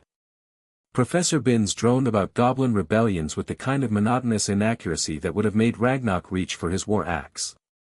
Harry spent the class writing letters, to Cyrus Greengrass, to Amelia Bones, to Augusta Longbottom, while Daphne took notes that she would later share with the group. Defense against the dark arts was Quirrell. Harry knew something was wrong the moment he entered the classroom. The resonance, the contract magic that hummed constantly beneath his awareness, recoiled. Not from Quirrell himself, who was a stuttering, garlic-reeking mess of a man with a purple turban and the defensive capabilities of a wet paper bag. From the turban. From whatever was beneath it. Harry sat through the class with every sense on alert. The magic coming from Quirrell's turban was dark and familiar in a way that made Harry's scar itch, not with pain, because the Horcrux was long gone, but with memory. A phantom echo of the thing that had lived in his head for 4 years. Voldemort. Or a piece of him. Attached to Quirrell like a parasite. Harry said nothing during the lesson. He stuttered and fumbled through his answers like everyone else, playing the role of an ordinary student, while behind his eyes, his goblin-trained mind was working at full speed. Voldemort was in the castle. Possessing a teacher. Hidden in plain sight, under Dumbledore's nose. Did Dumbledore know? Possibly. Probably. The old man's conversation about Voldemort's return took on a new urgency. Maybe this was what the third-floor corridor was about, a trap, a lure, a test. After class, Harry found an empty corridor and pressed his hand to the communication pendant under his shirt. Ragnok. The pendant warmed. A moment later, the director's voice, tinny but clear, report. Voldemort is in the castle. He's possessing the defense professor. Quirinus Quirrell. I can feel the dark magic from across the room. A pause. You're certain? The signature matches the Horcrux. It's him, or what's left of him. Another pause, longer. The third-floor corridor. The one Dumbledore warned students away from. I think it's a trap. Something Dumbledore is using to lure Voldemort. I need to find out what's being guarded. Be careful, Harry. You are formidable, but you are not invincible, and a cornered wraith of the Dark Lord is unpredictable. I know. I'll be careful. And Harry? The contracts are strengthening. Our seers can feel the resonance even here. When the 7 of you are in proximity, your combined magical signature is noticeable. Be aware that others will notice too. Harry signed off and stood in the empty corridor, thinking. Voldemort in the castle. Something worth stealing behind the third-floor door. Dumbledore playing chess with everyone's lives. And the contracts, growing stronger every day, weaving him and the girls into something that pulsed with power. This was going to be a complicated year. The weeks that followed established a rhythm. Classes during the day, carefully calibrated to show competence without revealing mastery. Evenings split between the library, where Harry and the girls studied together in an inter-house group that drove the traditional students mad with confusion, and private training sessions in an abandoned classroom on the 7th floor that Harry had discovered during his nighttime explorations. The training sessions were where the real work happened. Harry taught the girls goblin combat magic, not the full curriculum, because that would take years, but the fundamentals: shielding, sensing, moving. They learned to feel each other's magic through the contract bond, to push and pull at the resonance, to let it amplify their individual abilities. The results were staggering. Susan, who had been a slightly above-average witch, found that the resonance tripled the power of her defensive charms. Her shields went from adequate to near impenetrable in the space of 2 weeks. Padma discovered she could sense magical signatures through the bond, not just the girls' and Harry's, but anyone's, as if the contract had given her a sixth sense for the texture and intent of ambient magic. Tracy's already quick reflexes became preternatural. And Daphne was the revelation. She'd always been powerful. The Greengrass bloodline carried ancient magical heritage, and Daphne's core was deep and controlled. But the contract resonance with Harry had unlocked something extraordinary. When they cast together, even simple charms, even basic exercises, their magic didn't just add together. It multiplied. A levitation charm that should have lifted a few pounds raised a stone desk off the floor and held it there. A shield charm they cast jointly stopped a reductor curse that Harry threw at full power. "It's the accord," Padma explained one evening, her face illuminated by the magical theory texts she'd smuggled from the restricted section. "The septimal framework isn't just bonding our cores, it's creating harmonic frequencies. When two bonded individuals channel together, their magic resonates at a frequency that amplifies exponentially rather than additively. With all 7 of us in sync." She trailed off, her eyes distant with calculation. "The potential is theoretically infinite." "Theoretically," Harry said. "Practically, there are limits. Energy has to come from somewhere. But the accord seems to draw on ambient magic as well as personal reserves. Hogwarts itself is feeding the resonance." That explained why the contracts had grown stronger inside the castle. Hogwarts was a 1,000-year-old magical nexus, and the accord was drinking from it like a plant drinking sunlight. Harry's nighttime explorations also bore fruit. Within the first month, he'd mapped the castle more thoroughly than most 7th years, discovered 3 secret passages that weren't on any known map, and located the 3rd-floor corridor's defenses. A Cerberus, a massive 3-headed dog, sleeping fitfully over a trapdoor. Beneath that, a series of protections that Harry could sense but hadn't yet probed.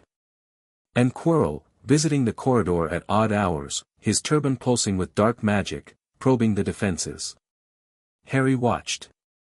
Waited. Gathered intelligence. The goblin way: never strike until you know the full picture. His patience paid off in October. It was a Thursday evening, and Harry was in the library with Daphne and Padma, researching magical contracts for a project Padma had proposed. Tracy was supposed to join them but had been detained by a herbology assignment. Susan was studying with her Hufflepuff friends. She maintained her house connections carefully, which Harry encouraged. "Harry." Padma's voice was low, urgent. She was staring at a book she'd pulled from the stacks, an old volume, leather-bound, with the title worn to illegibility. "Look at this." Harry leaned over. The page showed a diagram, a 7-pointed star inscribed in a circle, with runes at each point. He recognized the configuration immediately. It was the same pattern the Goblin Elders had used when they extracted the Horcrux. "The septimal configuration," Padma said. "It's a magical formation dating back to the 9th century. 7 casters, positioned at the points of the star, channeling through a central focus. It was used by the Norse siege-workers to amplify defensive magic during invasions. But this text says something the others didn't. Look, here." She pointed to a passage in cramped, archaic script. Harry read it, his Latin more than adequate for the task. "When the 7 are bound by blood and oath, their combined will may unmake that which cannot be destroyed by force alone. The darkest enchantments, the most forbidden bindings of soul to flesh, shall burn in the fire of the septimal accord, for no darkness can withstand the light of 7 stars aligned." Harry sat back. Daphne had gone very still beside him. "Soul to flesh," Daphne said quietly. Horcruxes. The Accord wasn't just designed for political alliance or magical amplification, Harry said, his mind racing. It was designed as a weapon. Specifically against soul magic. Against Horcruxes. Charles Potter signed the Accord in 1943, Padma said. The same year Tom Riddle was at Hogwarts. The same year the Chamber of Secrets was opened for the first time. He knew, Harry breathed.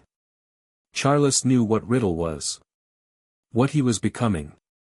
He created the Accord as a countermeasure, a way to destroy Horcruxes without sacrificing the host. The three of them sat in a quiet library, surrounded by the weight of centuries of magical knowledge, and the enormity of it settled over them like a cloak. This wasn't just inheritance law or political maneuvering. The Septimal Accord was a weapon forged for this specific war, against this specific enemy, and it had been waiting for 70 years to be activated. We need all 7, Harry said. The full configuration requires all 7 casters. Luna Lovegood, Fleur Delacour, Nymphadora Tonks, they need to know. Luna starts Hogwarts next year, Daphne said. Fleur is at Beaux Batons. And Tonks is in Auror training. Then we start with what we have and prepare for what we need. Harry's eyes were bright, his mind already mapping the path forward. Padma, keep researching. Everything you can find on the septimal configuration, the Norse origins, the specific casting requirements. Daphne, I need you to write to your father. The political groundwork needs to accelerate. When I present the Accord to the Wisengamot, I need to have the military application documented as well as the legal framework. And you? Daphne asked. I'm going to find out exactly what's behind that trapdoor. If Dumbledore is baiting Voldemort with something, I need to know what it is before the trap springs. The opportunity to explore the third-floor corridor came sooner than expected, because the very next week, October arrived in earnest, and with it, Halloween. Harry had mixed feelings about Halloween. It was the anniversary of his parents' murder, a fact that the wizarding world celebrated with oblivious festivity. He spent the morning of October 31st in the abandoned classroom, alone, looking at the photographs of James and Lily that he carried in an enchanted locket. His father's laughing face. His mother's fierce green eyes. I'm going to finish what you started, he told them. All of it. The feast that evening was lavish, floating pumpkins, live bats, mountains of food. Harry sat at the Slytherin table and ate mechanically, feeling the anniversary like a bruise. Daphne sat beside him, closer than usual, not speaking but present. She understood without being told. Tracy was in the middle of a particularly dramatic retelling of how she'd hexed a 4th year who'd called her a mudblood. Tracy's mother was Muggle-born, a fact she wielded like a weapon against anyone stupid enough to bring it up, when the doors of the Great Hall burst open. Quirrell staggered in, his turban askew, his face grey with terror. Troll, he gasped. In the dungeons. Thought you ought to know, and he collapsed in a dead faint. The hall exploded into panic. Students screamed, jumped to their feet, tried to run in every direction simultaneously. Dumbledore's magically amplified voice cut through the chaos. Silence. Prefects, lead your houses back to the dormitories. Teachers, follow me to the dungeons. Harry didn't move. While the rest of the hall devolved into organized chaos, he sat at the Slytherin table and thought. A troll in the dungeons. On Halloween. While Quirrell, the man possessed by Voldemort, conveniently had a reason to be somewhere else. He's going for the stone, Harry said. Daphne was already on her feet. The Philosopher's Stone.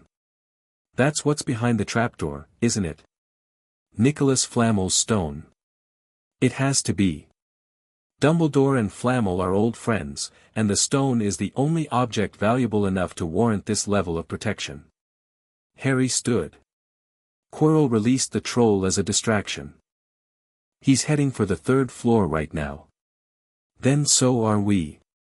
Daphne, don't. Her voice was ice and iron. Don't tell me to stay behind. Don't tell me it's dangerous. We are contract bound and I can feel your magic surging from here. You are not going alone. Tracy appeared at Daphne's shoulder. What she said. Also, I've been dying to hex something more interesting than a fourth year. Harry looked at them. Two 11-year-old girls, fierce and certain and completely unwilling to be left behind. The resonance between the three of them was thrumming, their combined magic pulling taut like a bowstring. Fine. But we move fast, and if I tell you to run, you run. No promises, Tracy said. They slipped out of the great hall in the chaos. The corridors were a river of students being herded by prefects, and it was easy to break off from the flow and disappear into a side passage. Harry led them through the castle with the sure-footed confidence of someone who'd memorized the layout, taking shortcuts and hidden staircases, avoiding the teachers heading for the dungeons. Then they smelled it. The troll was not in the dungeons. It was on the first floor, its stench preceding it, an overpowering reek of dirty socks and public lavatory, thick enough to make Harry's eyes water. And somewhere ahead, a scream. Harry broke into a run. Daphne and Tracy matched his pace, wands drawn. They rounded a corner and found the source of the scream. The girls' bathroom. The door was smashed inward, hanging from one hinge. Inside, 12 feet of mountain troll was raising a club the size of a small tree over the cowering form of Hermione Granger. Later, Harry would learn that Hermione had been crying in the bathroom all afternoon because Ron Weasley had said something cruel about her not having friends. She'd missed the feast and the warning. She'd been alone when the troll found her. She wasn't alone now. Harry's wand was in his hand before conscious thought engaged. But he didn't use it. Instead, he reached for the power the goblins had given him, the deep magic, the wandless force, and he let it surge. Down. The word wasn't a spell. It was pure will, channeled through his magic, amplified by the contract resonance with Daphne and Tracy behind him. The air between Harry and the troll compressed, shimmered, and detonated outward. The troll staggered. Its club swing went wide, smashing a row of sinks instead of Hermione's skull. Water exploded upward in a geyser. The troll roared, a sound like a foghorn filtered through gravel, and turned its tiny, stupid eyes toward Harry. Harry stepped into the bathroom. Water rained down on him. Glass crunched under his boots. The troll loomed above him, close enough that he could see the warts on its gray skin, the yellowed tusks jutting from its lower jaw, the dull malice in its piggy eyes. Tracy. Get Hermione out. Tracy was already moving, darting along the wall, keeping low, heading for where Hermione was huddled under the remaining sinks. The troll tracked the movement, its head swinging. Eyes on me, Harry said, and he sent a bolt of blue light into the troll's face.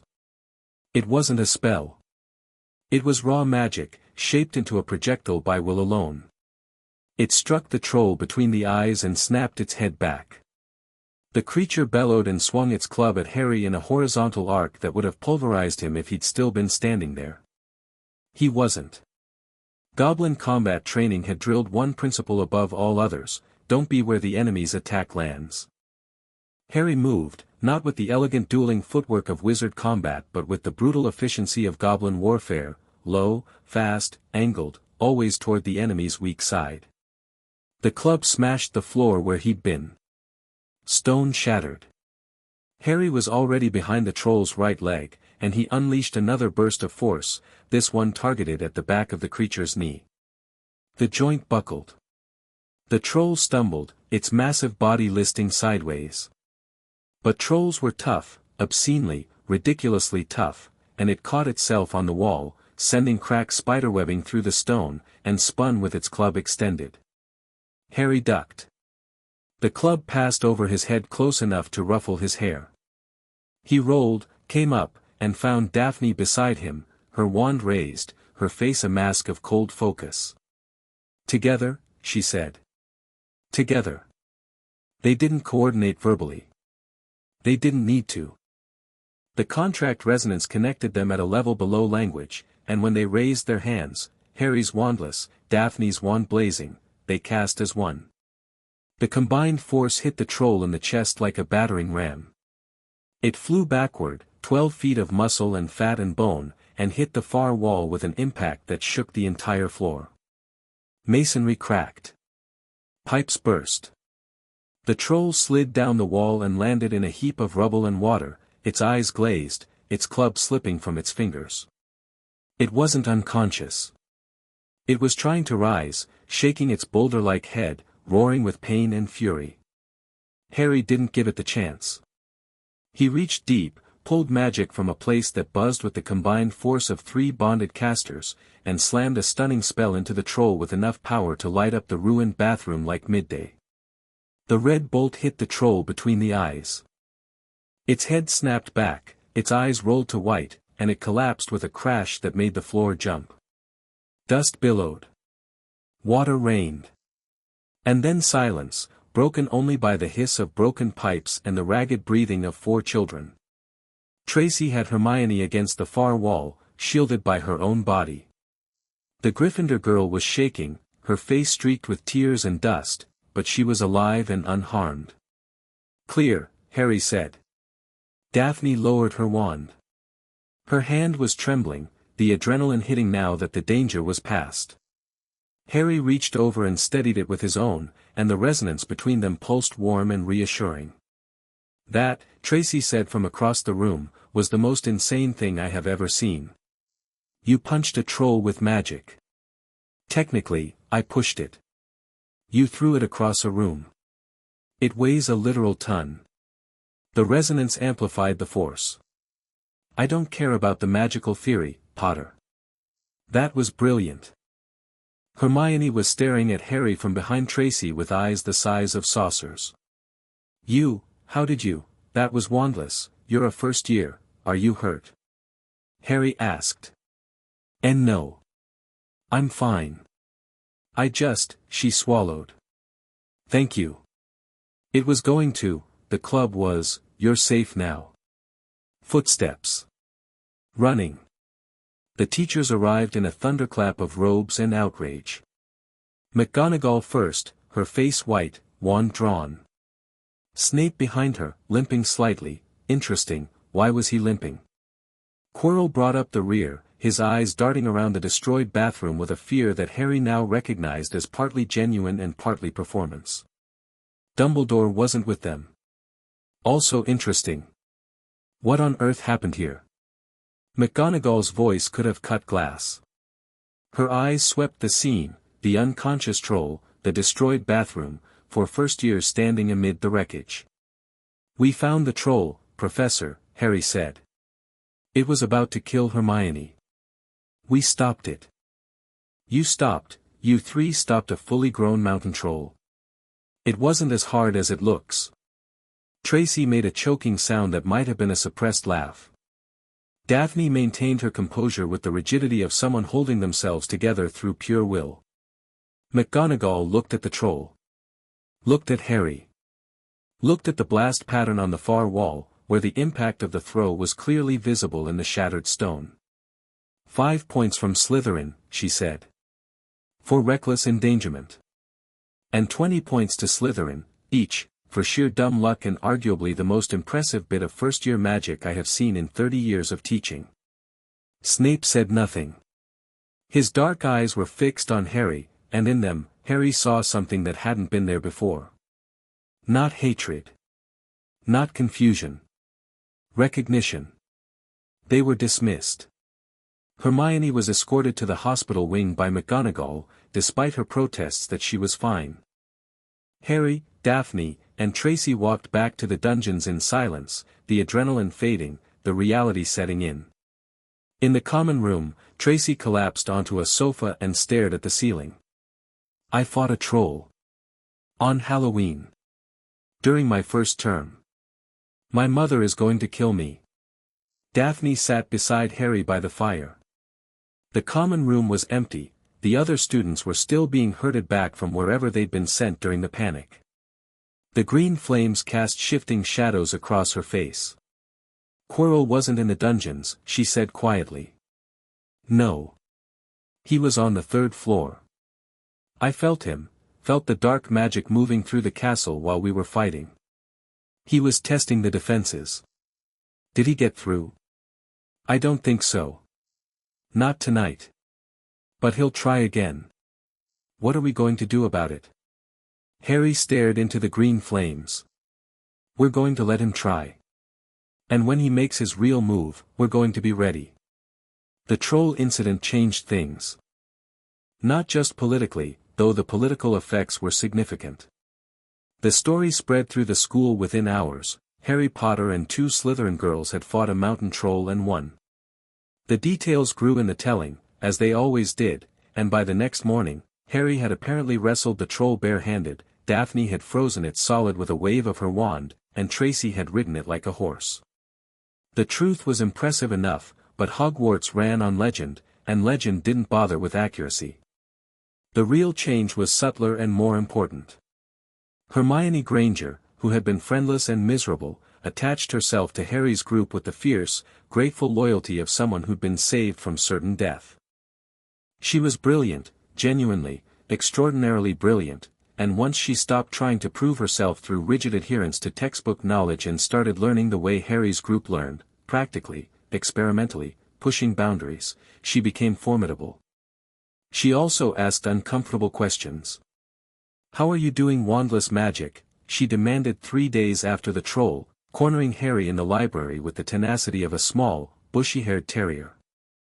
First years can't do wandless magic. Most adults can't do wandless magic.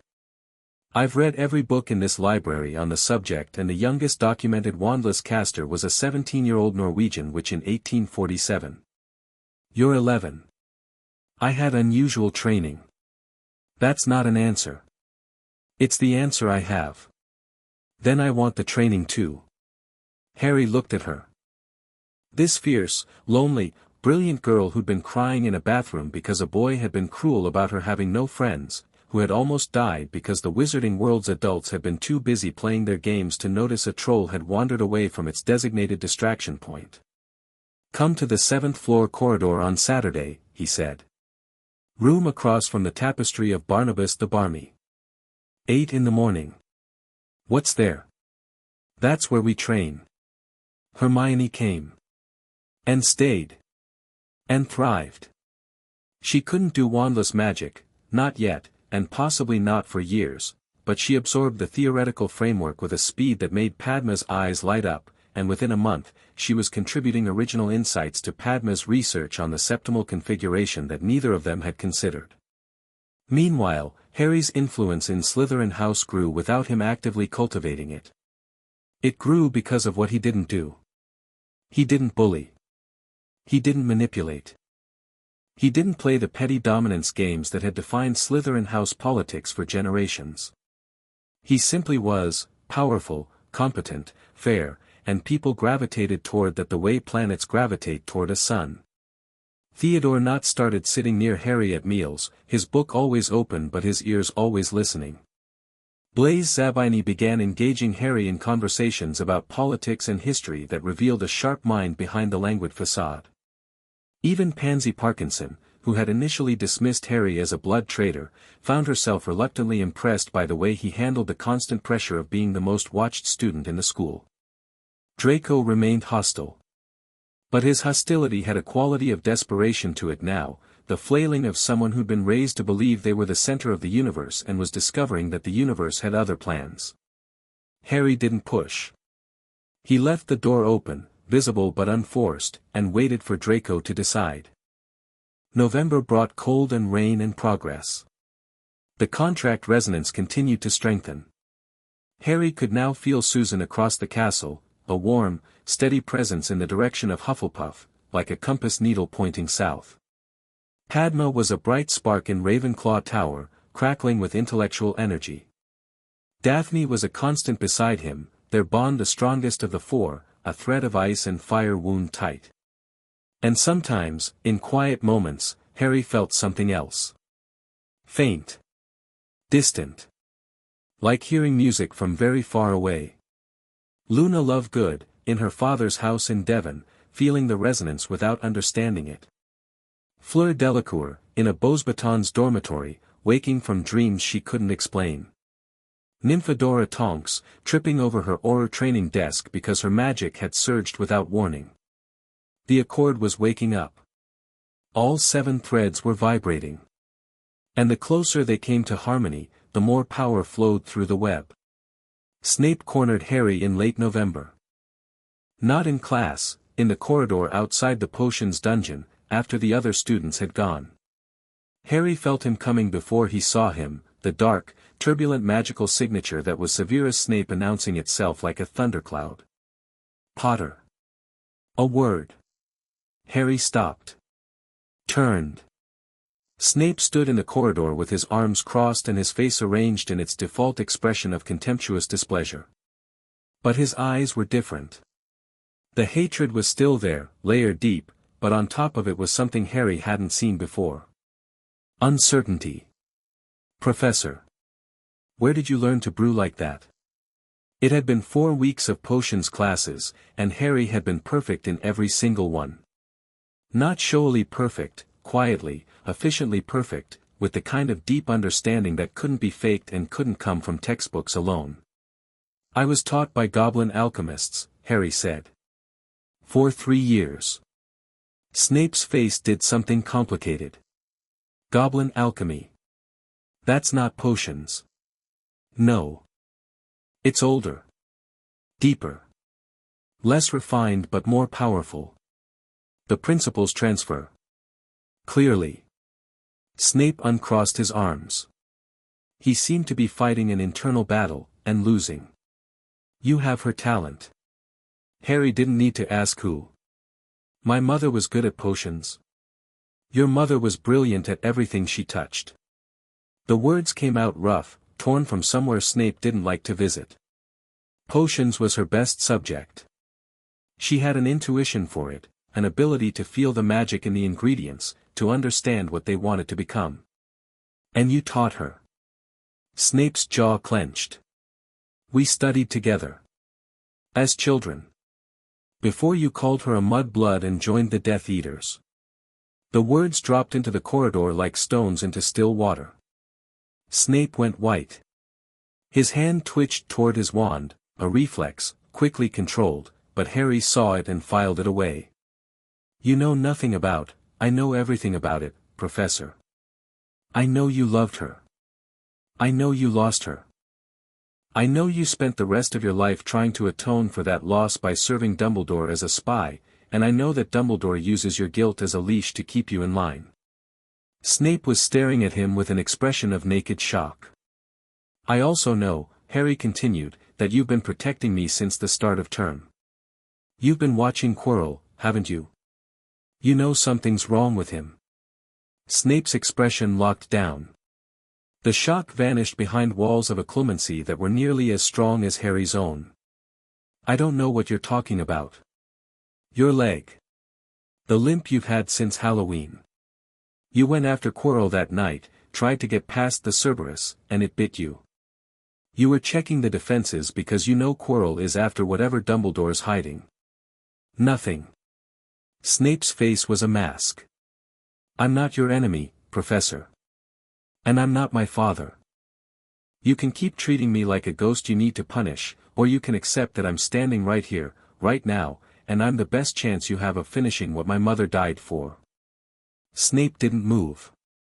Didn't blink. The corridor was cold and silent and the torches flickered in a draft that came from nowhere. Then, so quietly Harry almost missed it, the stone is protected by 6 enchantments, each set by a different professor. Quirrell set the last one himself. He's testing the others systematically. He'll make his move before Christmas. Harry nodded. Thank you. Snape turned on his heel and swept back into the dungeon, his robes snapping like a whip. At the door, he paused. Your mother would not have approved of your methods, Potter. My mother would have approved of results. A sound that might have been a laugh, quickly strangled. The dungeon door slammed shut. Harry stood in the empty corridor and felt something shift in the complex web of alliances and enmities that defined his world. It wasn't trust, Snape would never trust him, might never even like him. But it was a bridge, however narrow, however fragile, and in the war that was coming, every bridge mattered. He walked back to the common room, where Daphne was waiting with her ankles crossed and a book in her lap and an expression that said she already knew something important had happened. "Snape?" she asked. "He's on our side." Reluctantly, resentfully, and probably temporarily. "But for now, he's on our side." "How do you keep doing that?" "Doing what?" "Turning enemies into allies. It's infuriating and impressive in equal measure." Harry sat down beside her. The fire crackled. The lake pressed against the window, dark and deep. "I don't turn them into anything. I just give them the chance to be what they already want to be. That's either profound or incredibly arrogant. Why can't it be both?" She almost smiled. Harry counted it as a win. December came, and the castle dressed itself in snow and ice and the particular magic of the holiday season. Suits of armor sang carols. Hagrid's cabin wore a beard of icicles. The great hall sprouted a dozen Christmas trees that glittered with live fairies and enchanted ornaments. Harry didn't go home for the holidays. Gringotts would always be there, and the castle during the break was nearly empty, a perfect opportunity to explore, to train, to prepare for Quirrell's inevitable move. Most of the students left. Daphne stayed. She told her parents she wanted to focus on her studies, which was technically true. Tracy stayed because Daphne stayed. And on the morning of Christmas Day, Harry woke to find a small pile of presents at the foot of his bed that made his throat tight for reasons he didn't want to examine too closely. A book from Padma, Advanced Runic Applications, with extensive margin notes in her precise handwriting. A box of homemade fudge from Susan, with a note that said Aunt Amelia sends her regards and says you should be careful, but she thinks you're doing the right thing. A set of goblin-forged cufflinks from Griphook, with a card that read simply "Don't embarrass us."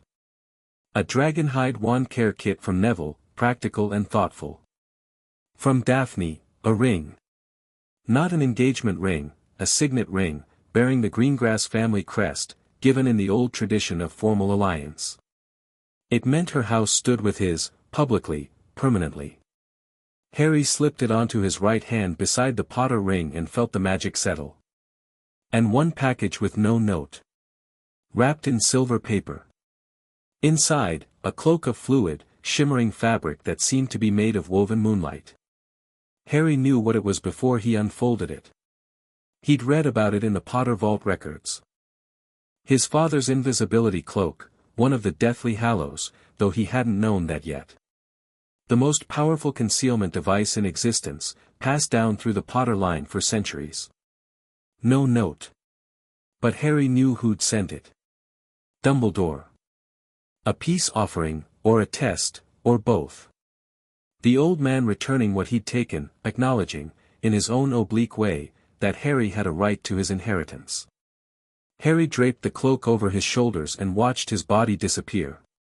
In the mirror, only his head remained, floating above nothing. "Thank you, Professor," he murmured. "I'll put it to good use." He wore it that night when he explored the castle.